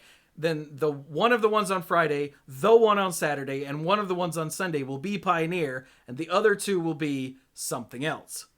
Okay. But because there's 5, but only 3 of them will be of the PTQ format. Well, cool. Get slapped on it. So if you do scrub out of the modern GP, you might be able to play like the modern PTQ on Sunday. I would be surprised if the Sunday format was different from the main one most of the time. That just would be a mistake. Yeah. So that makes sense. All right. That I'm glad I saw that. Yeah. Right there, way below all the images and whatnot, instead of up here. Saved herself some of the people on Twitter. Yeah. All right, so they're also GP promos were a thing. Now they're Magic Fest promos. Sure. But you get a super sweet Path to Exile. Mm-hmm. Which is just gorgeous. Full frame. It's foil and non-foil, it says. And then there are Magic Fest basics. Yeah. Yeah. I kind of like the way the art on those basics could be a weird panorama if you're standing in the middle of a 5 biome arena. Yeah, like you're standing in the center and it's like a pie it's graph. Split into an actual massive color pie that you're standing in. Yeah. That's pretty cool. Yeah. Neat. And then the Path to Exile is on a playmat that you get with the Fnatic package, which I'm guessing is I don't know what a Fnatic package is, but if you do the Channel Fireball thing, you know what that is. So yeah, presumably it's a big old bundle or some sort. Yeah. Oh, wait. I think it's one of the Magic Fest's entry options where it gets you like a bunch of entries to things that are happening that weekend and some goodies, I think. That sounds right. I can't keep track of what the different brands of tournaments do. I know SCG does something similar to that. So like assume it's something like that. And if you're going to one of these, maybe look it up in advance. Yeah. What? No chat. Not Fnatic, the esports franchise. No. That doesn't have this first A in it. Yeah, and not Fnatic, the inevitable comic book character that I have not confirmed exists, but I'm sure is there. Almost certainly, yeah. Yeah. And I guess while we're at it, also not the Philadelphia mascot. Yeah. The Philly Fnatic. And not the Fnatic from Destiny 2. who was one of the expansions. Don't worry about it. Nobody. Not that one either. Yeah, none of those. Something else. You still play Destiny 2 with people, Cluze? When I can. I haven't had time lately because, as the semester gets close to the end, I don't have any time. So. You should bring it with you on a boat. Yeah. Yeah, my PS4 isn't even plugged in right now. Because it's ready to go. I took it from my apartment down to the boat. Didn't have time to plug it in, brought it back, haven't had time to plug it back in. So it's travel ready. Yeah. Yeah, so cool. All right. So, Legacy. Hey, Legacy. Let's talk about Legacy, because we still occasionally have Legacy events, just not as often. Yeah. Very occasionally. Well, enjoy this one. Yeah, because I don't know. While I ramble, can one of you look up when we get our next one? Because I think... Sure, I'll do that since you're using your screen. So, in last week, we didn't record, but just before that, even though we didn't record, and that maybe that's why we didn't record. I don't know. Seems causal. GP Bologna happened. And that was Legacy with 1,596 folks who were playing. And that is not a small number for a Legacy event with actual Legacy cards. So folks from all over the world converged and played, and it was glorious. For it is the king of all formats. You want to talk about metagames and then go into the top 8, or do you want to do that in reverse? What do you want to do? Up to you, man.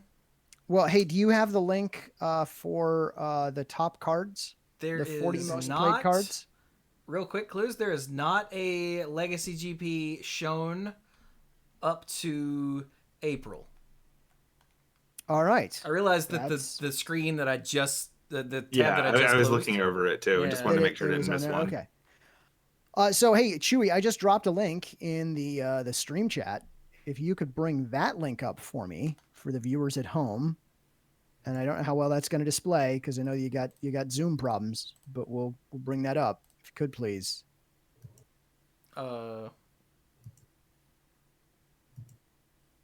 That's I guess that's one way to bring it up. Sure. Okay. Yeah, there it is. Can you make that picture big and readable? If not, oh yeah, perfect. There we go. Let's talk.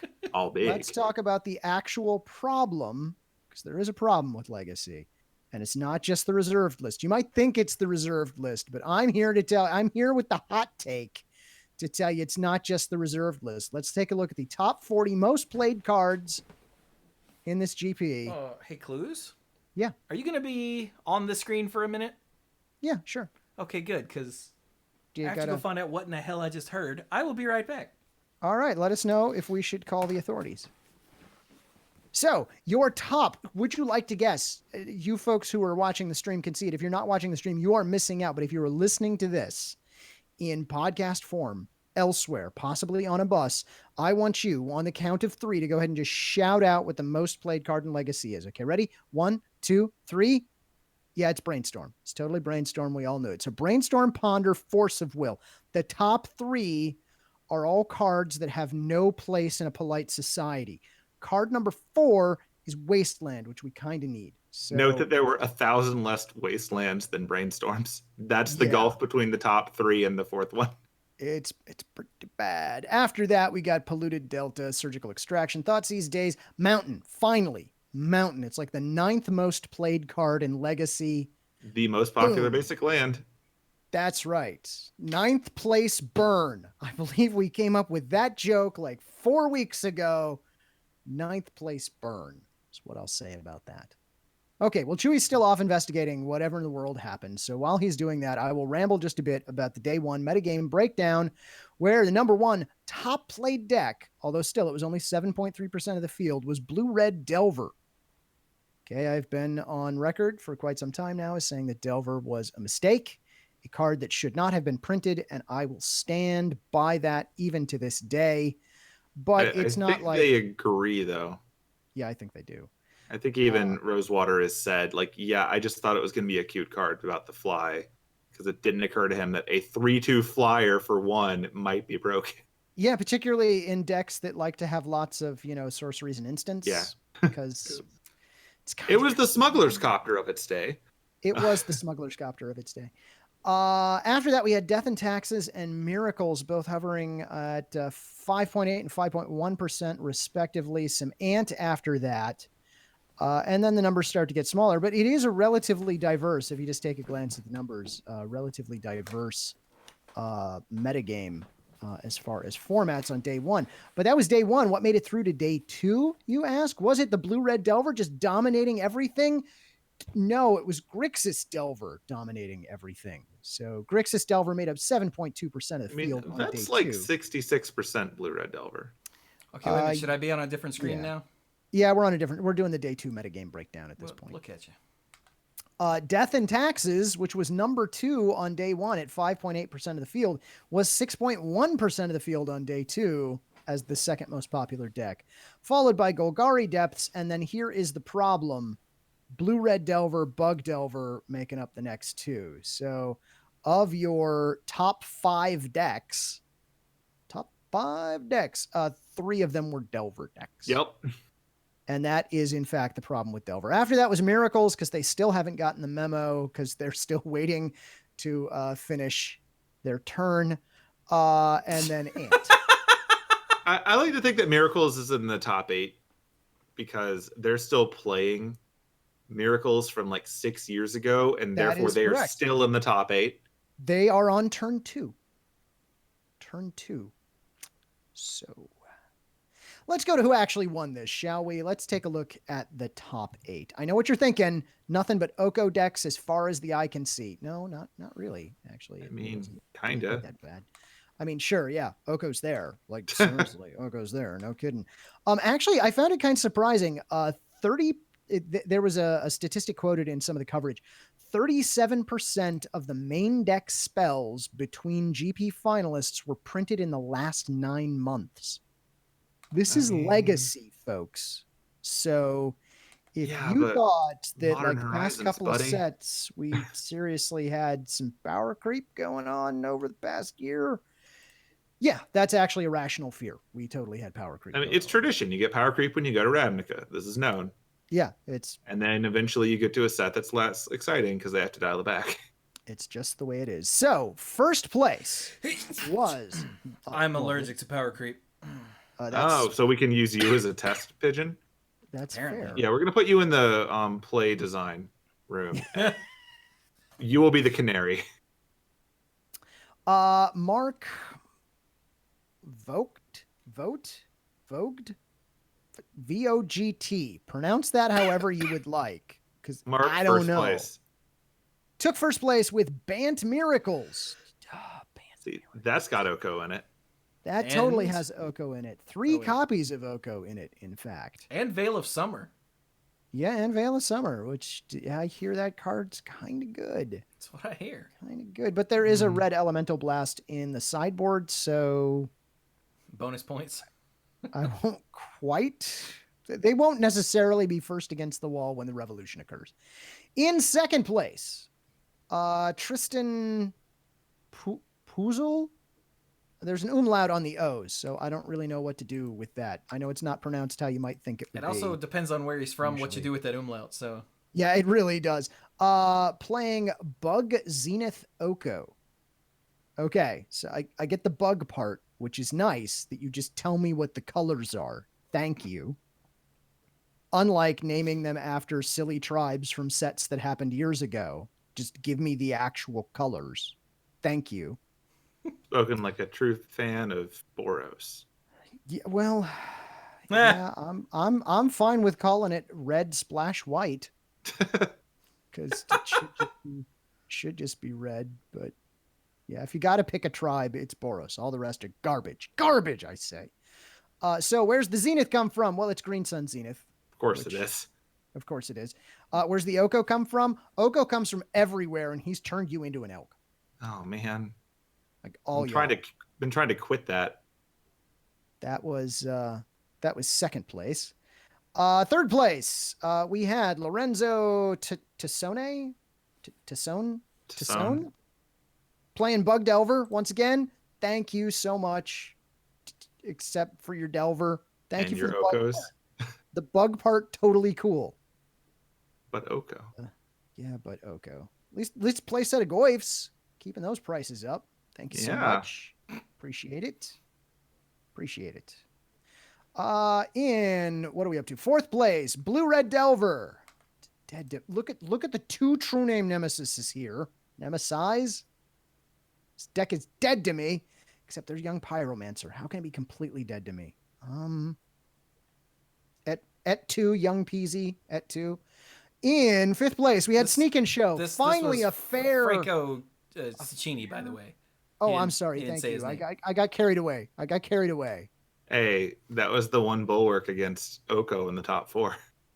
Yep. 5th place, Matt Brown with Sneak and Show. Like I said, a fair deck ish. Look at all that brainstorm and Force of Will in that fair deck. Yeah, it's not like in any way. Oh, it's got omniscience. All of the sciences. Mm-hmm. It's great. Great. And in 6th place, we had Yannick de Fleurquin. Fleurquin? Yannick on White Eldrazi. Fleurquin. Which, yeah, that's what this deck is. It's got it's got multiple Thalias. I'm okay with that. It's got multiple Thalias. Yeah, and Palace Jailer. Yeah. Tomic. Sure. What are you doing down there, Tomic? You weirdo. Oh, yeah, look at that. Yeah, look at that. Huh. Okay. Huh. Take that, lands deck. In 7th place, Andreas Gantz is playing Blue Red Dredge. Those are colors that make my head hurt, even though it's covered with green and black things. Yeah. It's okay, you're not playing them. Yeah, I was going to say, because we're not actually casting most of this stuff in any reasonable way. Very true. Okay, we got some Cephalid Coliseum. We got City of Brass. So we can make any color we want. So it's now officially a 5-color deck. We got Fiery Islet, because it is. We got Gemstone Mine. So again, can make any color. It's a 5-color deck. Yeah. And we've got Mana Conflict. Still a 5-color. Totally 5-color deck. It's the Golden Land. Yeah, there you go. And in 8th place, we have Andrea Mengucci playing Bug Delver. Fun Thus fact, the return of Oko. This was his first... Oh, for God's sake, go away. This was his first GP top 8, apparently. Yes, nice. After 76 GP appearances. Wow. Finally got there. In Legacy. It's a shame that it had to be with Delver. Look, if you play long enough, you're going to find yourself playing Delver.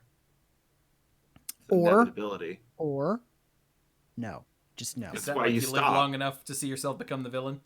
Yeah, I don't think that's gonna. I mean, I built Merfolk once back in the day, and after playing it, I felt every time I played that deck, every single time I played that deck, about halfway through the game, I thought to myself, I could be playing goblins. So Cluze, you are aware that by virtue of it being Merfolk, it will never wash off. Oh, that is. Now you're going on cruises, you're going diving, you're getting there, buddy. This does explain why I wash my hands so much and never feel like they're clean. Yeah, you're Lady Macbeth in this thing. Huh. I thought it was just the OCD. Huh. And outside of the top 8, we probably have some decks that I don't hate as much, but I don't think we have other tournaments too. I don't think we have a full, like, outside of the top. Well, there is an all deck list, and the only thing I want to establish is how far down do I have to go before I get to burn? That's what I want to know. And I think the answer is way further than I'd like. Looks like 58th place, burn. Yay. 58th place. Top 64. That's right. They were in the money. I do want to point out that in 84th, I see ninjas. Really? Yeah. I hope it has an ornithopter in it. Nobody expected it. I'll tell you that. You know what? I'm going to search because it was an Oko deck, and then it actually flipped. And in 120th, we get goblins. By the way, Chewie, can we put a link to the? I mean, it's on that page, but there is a Google Doc, and this is actually pretty cool. Google Doc of all of the decks from this legacy event. And there are links in this Google Doc. So there are a total of, did they actually get all 1,500 of them into this Google Doc? Yep. Yes. No? 1,595. 1,595 of them in here. And you can click on any one of the decks and it'll actually show you the deck list. You see, the thing that was preventing them from doing this before was Ren and 6. Once they got rid of that, bam, room. We got it now. Suddenly works. Yeah. So this is actually a treasure trove of what's currently going on in the legacy format in Europe, at least, and indeed at most. So definitely check that out if that's a thing that interests you. I'm currently showing a goblin deck just because it's you. Oh, Nah. thanks. What place was it? 120, the top finishing goblin deck. Ooh, that's Mario 64 numbers. That stings. That really stings. But what do you got? Incinerate Chieftain, Crater Maker. Lackey, Pile Ring. Okay, yeah, it looks good. Trash Master. Hey, look at that guy. Look at that guy. Munitions Expert. Ah. Oh. Can't wait until Cluze uses this much enthusiasm for the other 3 tournaments. This deck makes. Oh, I was just going to be quiet and let you guys talk about it like usual because This is it. This is the shining moment until at least April. Till at least April. Yeah, you're not even going to get to do this for SCG events anymore. Yeah, I know. That's rough, buddy. Format's the moon now. We'll miss you, King. We'll miss you. All right. All right. So, hey, you want to talk about some of these other good tournaments? Sure. Great. Well, let's go to GP Brisbane, where Wait, do we have the budget for that? Didn't it No. already happen? Yeah, you got all the money, remember? Oh, that's right. I forgot about the check. let's go to the kitchen. Kitchen table magic at its finest, Chewie. Damn right. How many people were in this GP? 455 in standard. How many of them were drop bears in disguise? 453 made it to the end, so I have Okay. no idea. I did not check. I assume they all made it. These aren't in order. Are they upside down? Dang it. Oh, All right. So tell me who won? Kyle Gibson. Where's his name? At the Kyle Gibson part. Ah, there it is. Okay, so Kyle Gibson won playing Jeskai Fires. Excuse me. All right. 4 copies of Sphinx of Foresight. I have not looked at standard since the last round of bans, apparently. Fair. Because I did not expect to see 4 copies of Sphinx of Foresight in a deck just looking at me. Fair. With 2 Kenrith. Whoa. Okay. All right, you want me to start making my guesses on the way down since we just have this chart? Yeah, who's in second? All right, second place would be Chi Ching Ye. Here we go. Also playing Jeskai Fires. Who's that? That was It's Steve16. Thank you for the follow. Oh, You so on a Steve. bus? Are you that Steve? Hey, Steve. All right. Wow, look at the color requirements on this deck. Cavalier of Flame, Cavalier of Gales. Whew. Brutal. Neat. But okay, that's Jeskai Fires, yep. All right, third, I think, is Chris Thompson. Simic Flash. There we go. Simic Flash. Makes sense. All right. Cool. Fourth is Anthony Lee. Until he was down. Yep, Simic Ramp. Ramping into Finale of Devastation Still too blue. to make horrible things happen. Yep. And now the remainder are the 5 through 8. All right. Okay. So Nathan Basser is on Golos Fires. Yep, because Golos is back. Hey, look at that. Yeah. Ryan Cubitt is on Mardu Knights. That's Red, White, Black Knights if you're Cluze. Thank you. Ooh, Judith. Okay. Nope. Jason Chung is on Jeskai Fires.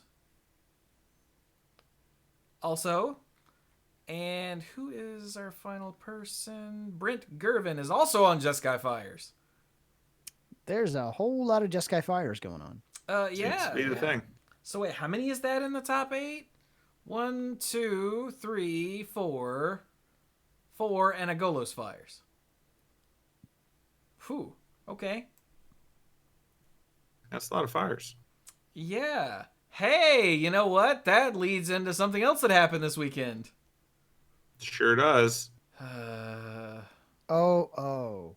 Yeah. So, trying to be clever, like lots of other brand accounts are these days.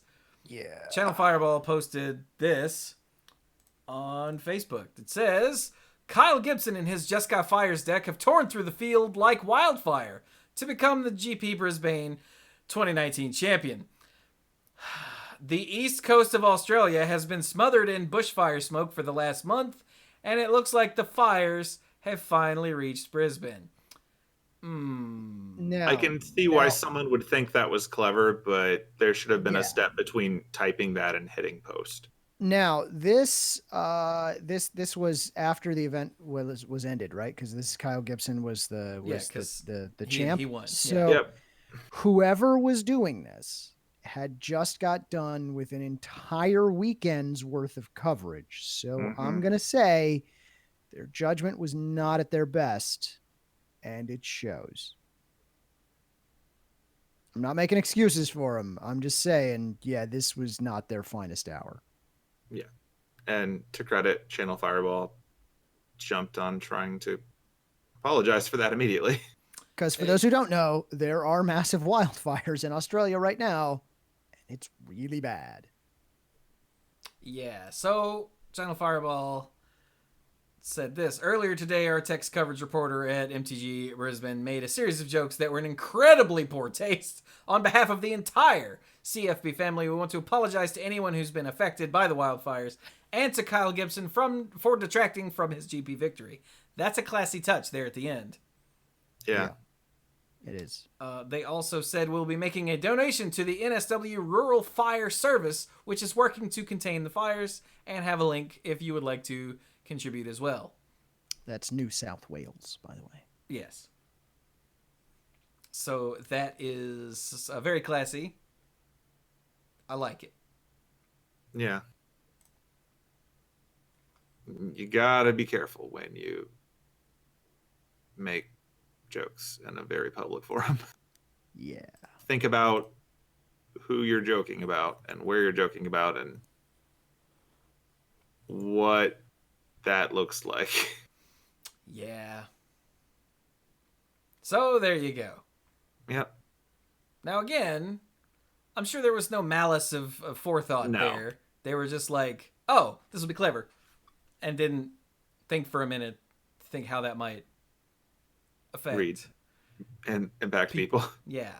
So. Yeah, and as a broader comment, this happens a lot, to be honest with you. It's just in this day and age with social media being so interconnected and things able to blow up so fast, we seem to see it a lot more. It's always been going on. People make poor judgment in the moment and make a comment that they weren't really thinking. It was just a throwaway comment. Haha. Oh, no, that's in really poor taste. And it's been screenshotted and it's never going away. Yeah. So don't put too much effort into hating on this person. It happens. It doesn't excuse the terrible things that people sometimes say, but at the same time, let's keep it in perspective. Yeah. Right? Okay. So is that it for Grand Prix events? Yeah, to my knowledge, Yeah, I think so. that's it. All right. So the other thing, which Also again, happened. WotC apparently is not their best at pushing their own stuff, is that, there is a Mythic Championship that happened this weekend. It was the Arena Mythic Championship 7. And the reason I say that is because it popped up somewhere, and a lot of people were like, is there a Mythic Championship this weekend?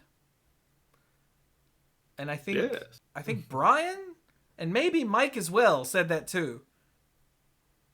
Is there there a Mythic Championship this weekend? And I was like, turns out there is. These are my co-hosts over on the Mana Pool. So, yeah, Pyotr Glogowski won the whole damn thing. Look at him. This was a standard event. And, yeah, he beat out Brad Nelson in the finals. Did we mention that he didn't lose a match? He didn't lose a match like at all? I believe at all.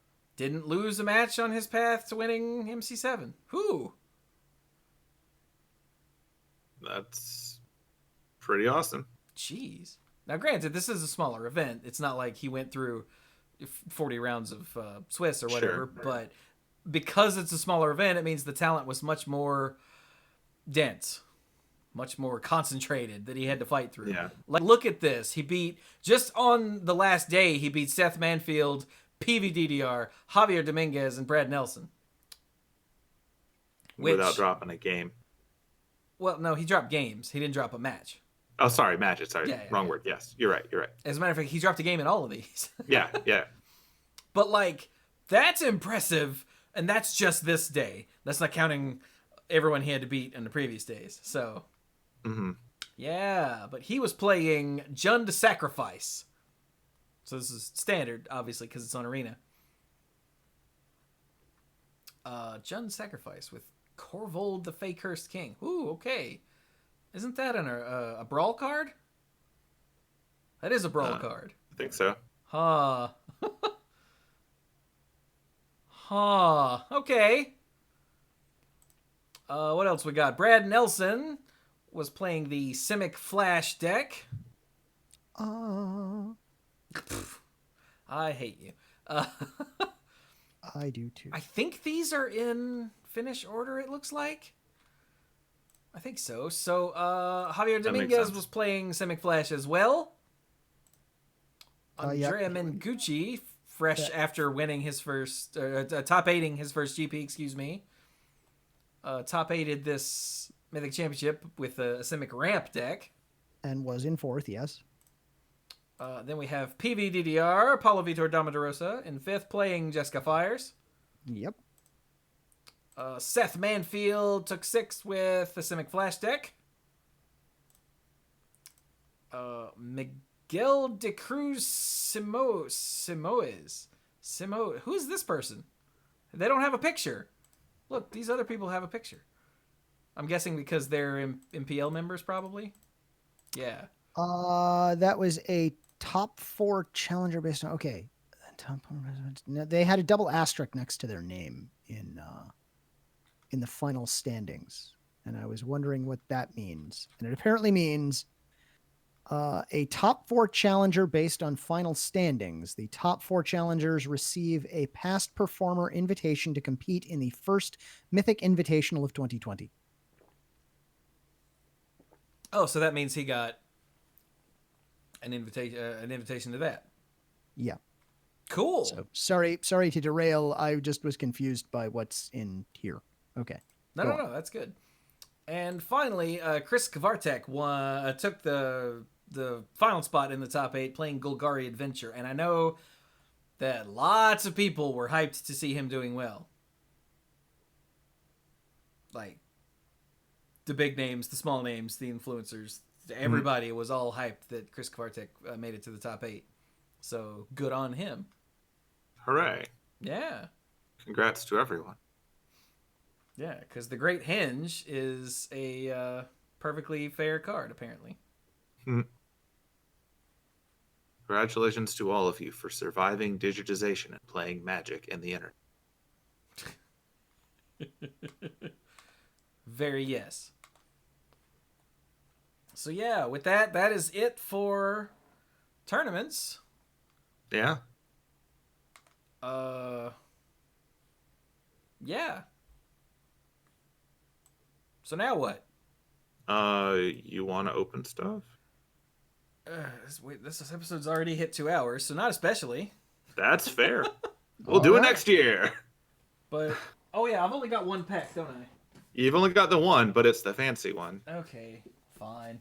Just because we're not sure how many more episodes there will be this year. Let's go ahead and get this done. Just wrap it up with the year. Yeah. Because things get crazy during December All right. as far as scheduling goes. So this is my what's an EV for the All right, I'm gonna have to crap in there. This Throne of figure out Eldraine. how to get pricing for these things because they're special. Throne of Eldraine Gift Edition. Ooh. This was sent to me by Kim Ho, who was like, "Hey, do a what's an EV on this," and I said, "Okay." Fair. So yeah, we've got our collector boosters, the last pack in it. Ooh. So let's do this real quick. I have the extended art listing up now. This pack opens like crap. Hang on. All right. Well, the first thing I see is a witch's cottage. So there we go. I got a. Is this foil? It is. I got a foil witch's cottage. Ooh. Shiny, shiny. Oh, are those on like the normal list? I have no idea. These are on 2 pages. Because like it's normal art, it's just foil, right? Yeah, yeah. Because that's just how most of them are. Cool. All right, Witch's Cottage. Witch's Cottage. Foil is $1. Oh my god. So remember, we're trying to figure out if this is worth it. All right, next up is a foil Curious Pair. But it's a foil normal Curious Pair, not a fancy Curious Pair. Right. Ooh. It scrolls so much slower now. All right, so foil normal Curious Pair is loading. 25 cents. Yay! Up to 125. All right. All right, so now I have a foil. Is this foil? It's dark in here, so forgive me. Adjust for curling. Yes, a foil fancy Merfolk Secret Keeper. Fancy Merfolk. Yeah, and it's foil. Wow. All right. So the showcase. Look at how foil and fancy. All right. That is $2. Wow.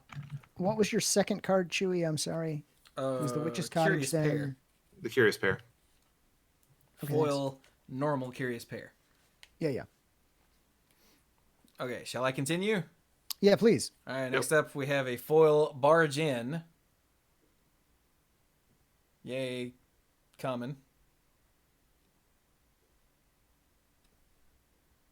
I don't even know what this does. Attacking creature gets +2/+2 until end of turn. Each attacking non-human creature gains trample until end of turn. It does 25 cents. It does 25 cents. Okay. It's a quarter. Then we have this, which is a foil Queen of Ice. Normal Queen of Ice, not showcase. Okay. The cold never bothered her anyway. Demonetized. Bill, let it go, man. Let it go. I tried, man. But the copyright strikes just kept coming. Yeah, that's a quarter. Enjoy. All right.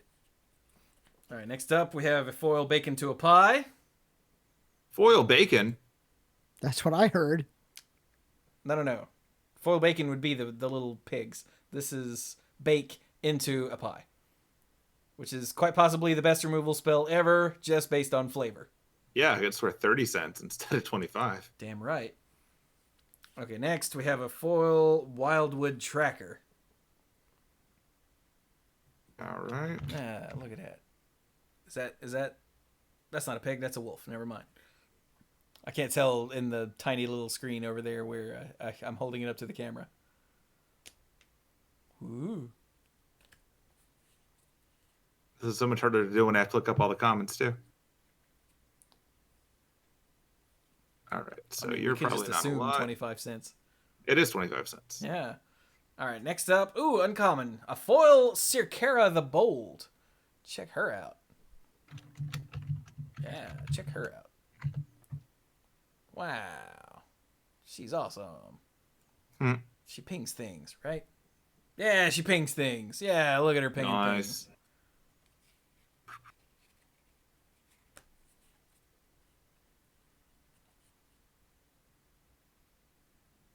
Why Waiting. is the alphabet so hard? If you see his head bobbing, it's because he's going A, B, C, D, E. No, it's because I forgot it was Sir with a Y. Oh, S-Y-R. Yeah. Yeah. Anyway, she's 50 cents. Enjoy. Oh, yeah, 50 cents. Okay, next is this, which I didn't look up. What is it? It's a foil Occam Ranger. Normal one, not showcase. Ooh, look at all that shiny whateverness. Yeah, 35 cents. Oh, snap. All right. Oh, okay, here we go. We have a Flaxen Intruder showcase card. Not foil. So this is our creepy little Goldilocks. Mm-hmm. With the super creepy art. And honestly, welcome home. Creepy card frame. 127. Wow. Okay, now we have a showcase Foulmire Knight. Not shiny. Ooh. What's he do? Not shiny, but foil? What? Not shiny, but showcase. Showcase. Check. Yeah. That makes way more sense. I'm like, yeah, so that is Okay. 50 cents. Yay. All right, then we have a showcase Reaper of Night. Wow. The Reaping. Die. Different Reaper, but Yeah. So that's Demonetized. that foil or no? no. Cool. That's 40 cents. Wow. We're just rolling in the dough here with this. We Mhm. are. All right, I'm going to not look at these before I hold them up now, just so you guys get the surprise before I do. The problem is I can't tell what that is. Is that a command tower? That's a command tower. What? Okay. I got a command tower. Why? I don't know. I don't know, but that may be the most expensive card in the pack so far. Is it regular foil? What is it? No, it's just a command tower. It's a brawl Just a card, normal? right? I think that's why, yeah, because you can get brawl cards in these, remember? Yeah, it's 165. So yeah, good job, Command Tower. Yeah. That bumps you up to $8.97. Yep. Wow. I just rounded it to 9, but yeah, Yeah, but I've got a spreadsheet going. that's fair. Okay, You're now I looking have up, I'm writing them down. this. This is a Castle Garenbrig that's got extended art, I guess it's called. Okay. Castle Garenbrig, extended art, not foil. That's actually money. Oh, yeah? That's nice. Yeah, that's 868. Hey, all right. Nice. Very nice. Okay, so there are 2 cards left. One is a foil token that's food, the pig food, and the human rogue on the other side. Mm-hmm. Ooh, shiny. Ooh, and you could probably find that and find out how much it is, but that sounds like a pain. Yeah. It's like rogue / food. Yeah, but it's pig food. Right. Yeah. If it helps, it's 12 of 20 and 18 of 20 are the 2 numbers on it. I don't know how they're listed. Yeah, there's so many different instances of the same thing in here due to the way they list it. Yeah. All right. So it was 18? You Do what? said that was 18 of 20? Yeah. Okay. And that's foil? Yeah. Yep. 177. Hey, look at that. It's more than the other foils. Okay, so this is the last card. So if there's big money, it's this, right? Right. Theoretically. And I have not looked at it at Yep. all. So Okay. I hope chat, it's a you're going to Black see it Lotus. first. I recognize that. What is that? The stream delay Return is of the killing me. Wild Speaker. Ah. Foil Return of the Wild Speaker. That is not big money. It's awful pretty, though. Look at him. He's so happy. Look at how happy the Garrick is. I mean, it's $1. Wow. That's $1 happy. All right, bringing the grand total to $20.42. For this pack? For this that pack. Okay, that's not bad. Yeah, I No? mean, your rare was like almost half the pack. But here we are. Yeah, the castle. Yeah. Yeah. Nice. And it's Okay. a nice castle. So what is the EV for an entire Throne of Eldraine Gift Edition? Did we have that somewhere? I don't know if we do or not.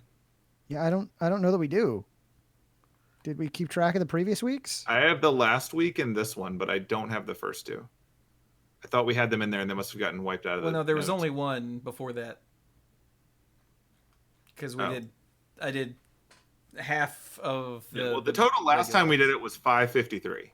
So Wow. So what are we up to now? 2042 plus the plus the 553. 553. Okay, so like $26. 26. Yeah. Didn't this thing cost 40? I thought it was more than that. Throne of Eldraine Gift Edition. 53.87 through the Amazons. I don't think the first batch of them was worth an exceptional amount of money. So let's see. I bought this, I'm ashamed to say, at Walmart, which means it was $55? $60? Gonna guess So- right around there. The EV is no. But we already knew that. Yeah. Well, yeah, but now we have scientific proof. Now we have data point. I was gonna say now Singular. now we have data point. Yes. And with our extremely limited sample size, not worth. But it was a lot of fun nonsense. That it is. Plus, That I is did kind get, of the real point of these things. I did get this shiny Piper of the Swarm that everyone else that bought one got too. So that's Nice. cool. And I did get the one card that I wanted, the Sir, forget his name, Mix a lot. the black and common knight dude. So he's going in a deck. So that was good enough for me. Nice. So all right, did we have more? I think we've hit enough. Yeah. I think Okay, that might be enough. just checking. I remember Cluze mentioned something, but I didn't know if he. Yeah, well, I've got some things that I want to talk about, but I think they're odds and ends topics. I mean, unless we want, well, I do have. No, they're. I guess they're odds and ends topics. Honestly, we've gone long enough tonight. Okay. Okay. So So then we are done. So what you guys got? Yeah, sure. So you can find me on Twitter at SqueeGoblinNabob.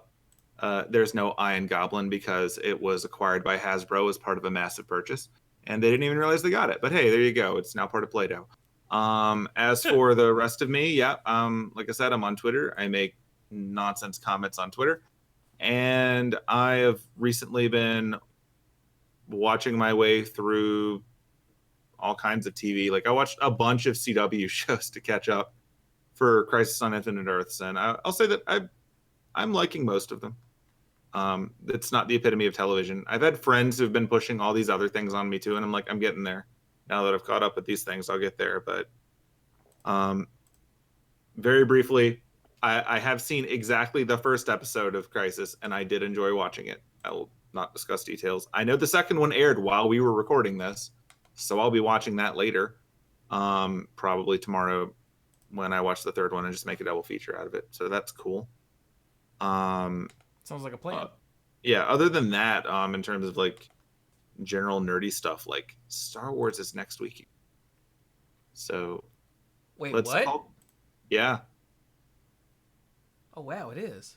Yeah, Star Wars is next week. So like look forward to the 3 or 4 days when everyone loves it before they decide they hate it. Per tradition.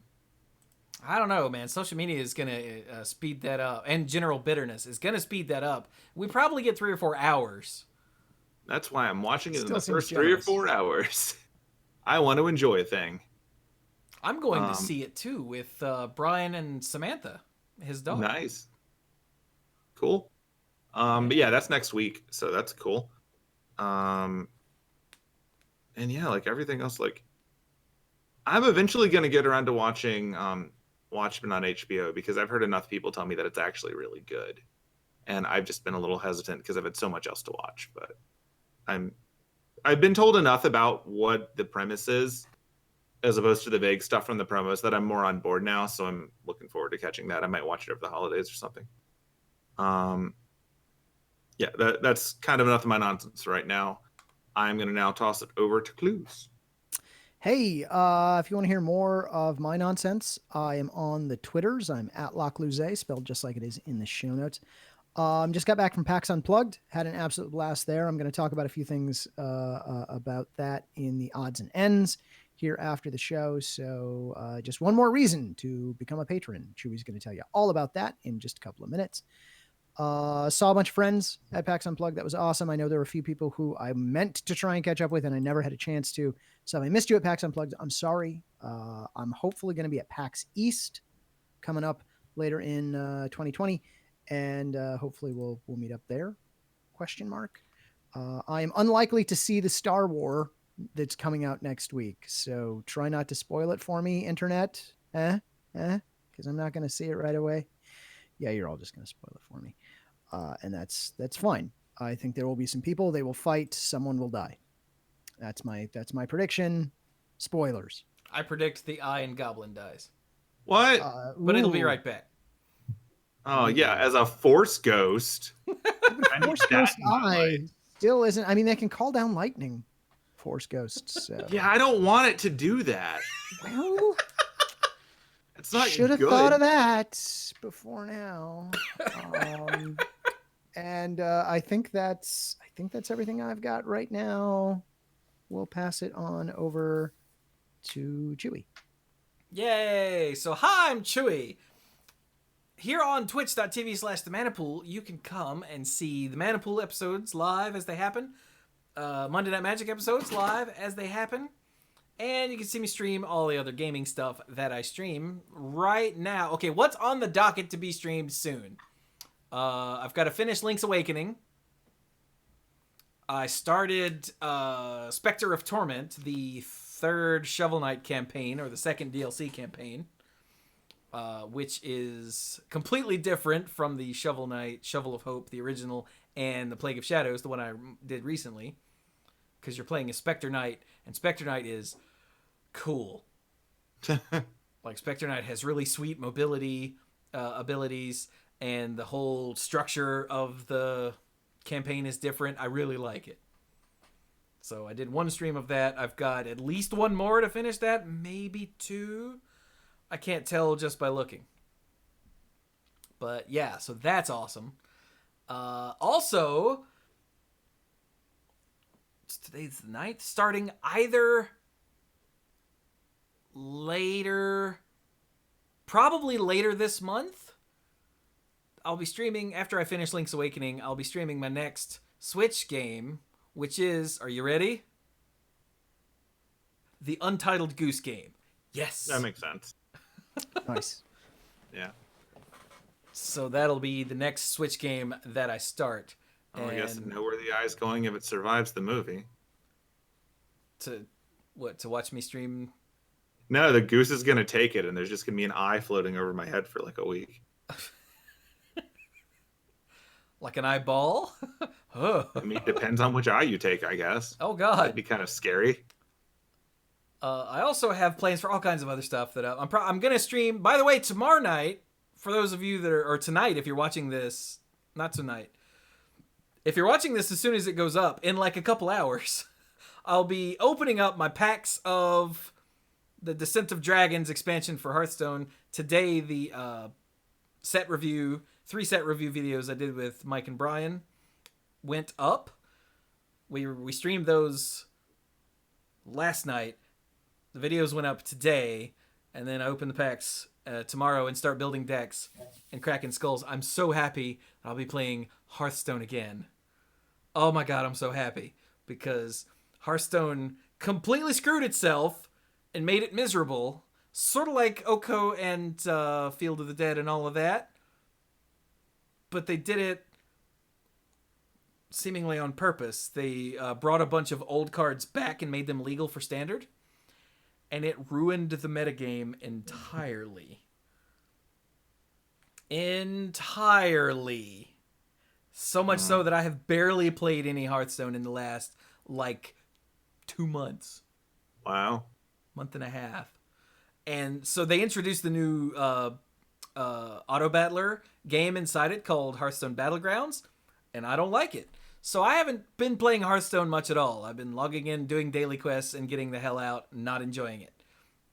So I'm very excited. The new set comes out, so I'm gonna be building decks and playing good old fashioned Hearthstone again, and I'm so excited because I've missed playing Hearthstone and streaming Hearthstone. I've missed it like in my core. So very excited about that. That'll be tomorrow. Or like I said, if you're watching this on YouTube or listening to the podcast day of, that'll be today. I think the set goes live at 1 p.m. Eastern. So around then I'll be hopping on, opening all my packs, building decks, and playing a bit. It's going to be great. I'm so excited. What else? I guess that's what I'm streaming here soon is Spectre of Torment, Shovel Knight, Spectre of Torment, Link's Awakening, and Hearthstone. I'm sure there'll be some Dota Underlords in there too at some point. So over on YouTube, that's also what's going up on YouTube is those things. So there you go, youtube.com/themanapool. Nice. All right, so there's one YouTube video that goes up every day. Today there were 3, but that's extenuating circumstances. And I stream all the time and all of that, and it's all for you guys, and it's all completely free. But if you want to help support what I do, because Manapool Productions on the whole is a Patreon-supported endeavor, then you can go to patreon.com/themanapool and sign up to be a lifeguard. Lifeguard status, not only do you get to sit on the tall chair and blow the whistle and tell kids to quit running, but you also can get Manapool episodes and YouTube videos early. You can get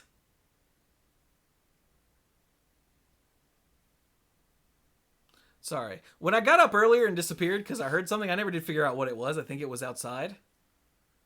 I hope it was outside because I didn't find anything that looked like it had been knocked over, but it was loud as hell. But anyway, you get early stuff. You can get access to the odds and ends, all the stuff recorded before and after both Monday Night Magic and the Manapool, which is uncensored and unfiltered, and it's where Cluze is going to talk about PAX Unplugged, in addition to all the other things we do on there.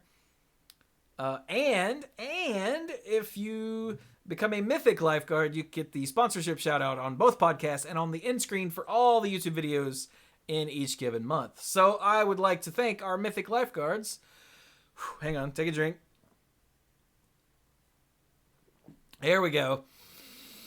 Jason Doan, Kim Ho, Andrew Hunt, Al, Lance Delicious, Team Hellas Are You, Connor Kennedy, John Morris, Alex Gonzalez, Scuzzo, Jeff Spencer, Stuart Slaw, PJ McMullen, Sophia Bertain, Casey, Faye and Says, Danny Liao, Cody Buckowing, Jake Jansons, Jason Cowles, Gothic Man, Stark Maximum, John Parker, Violet Moon, Aleph Cat, nope, couldn't make it, Beardy Man, Dan Holm, Bartle, Backwards Logic, and the Beast Father, Aaron Goodwine. Thank you all so very much for your support and for all of you patrons and lifeguards at every level. I quite literally could not do this without you. So thank you. You keep the lights on and allow me to keep churning out this frankly ridiculous amount of free content for one person to be making. And I love it. So with that, we will be done with Monday Night Magic number 676. By the way, hey chat, did you guys listen to the last episode of the Manapool? Did I remember to drop the Sam quiz in there? Because I swear it feels like I forgot to put the Sam quiz in there. I thought about it when I said, oh yeah, we're going to see Star Wars with Brian and Sam. Uh-oh. But I can't check right now because we're podcasting. Nah. I can't remember. And that's usually not a good sign. But if I didn't, I'll put it in a future episode. I've done that before too. But anyway, so yes, thank you all so very much for joining us. And, I did? Good. And, go play some Magic.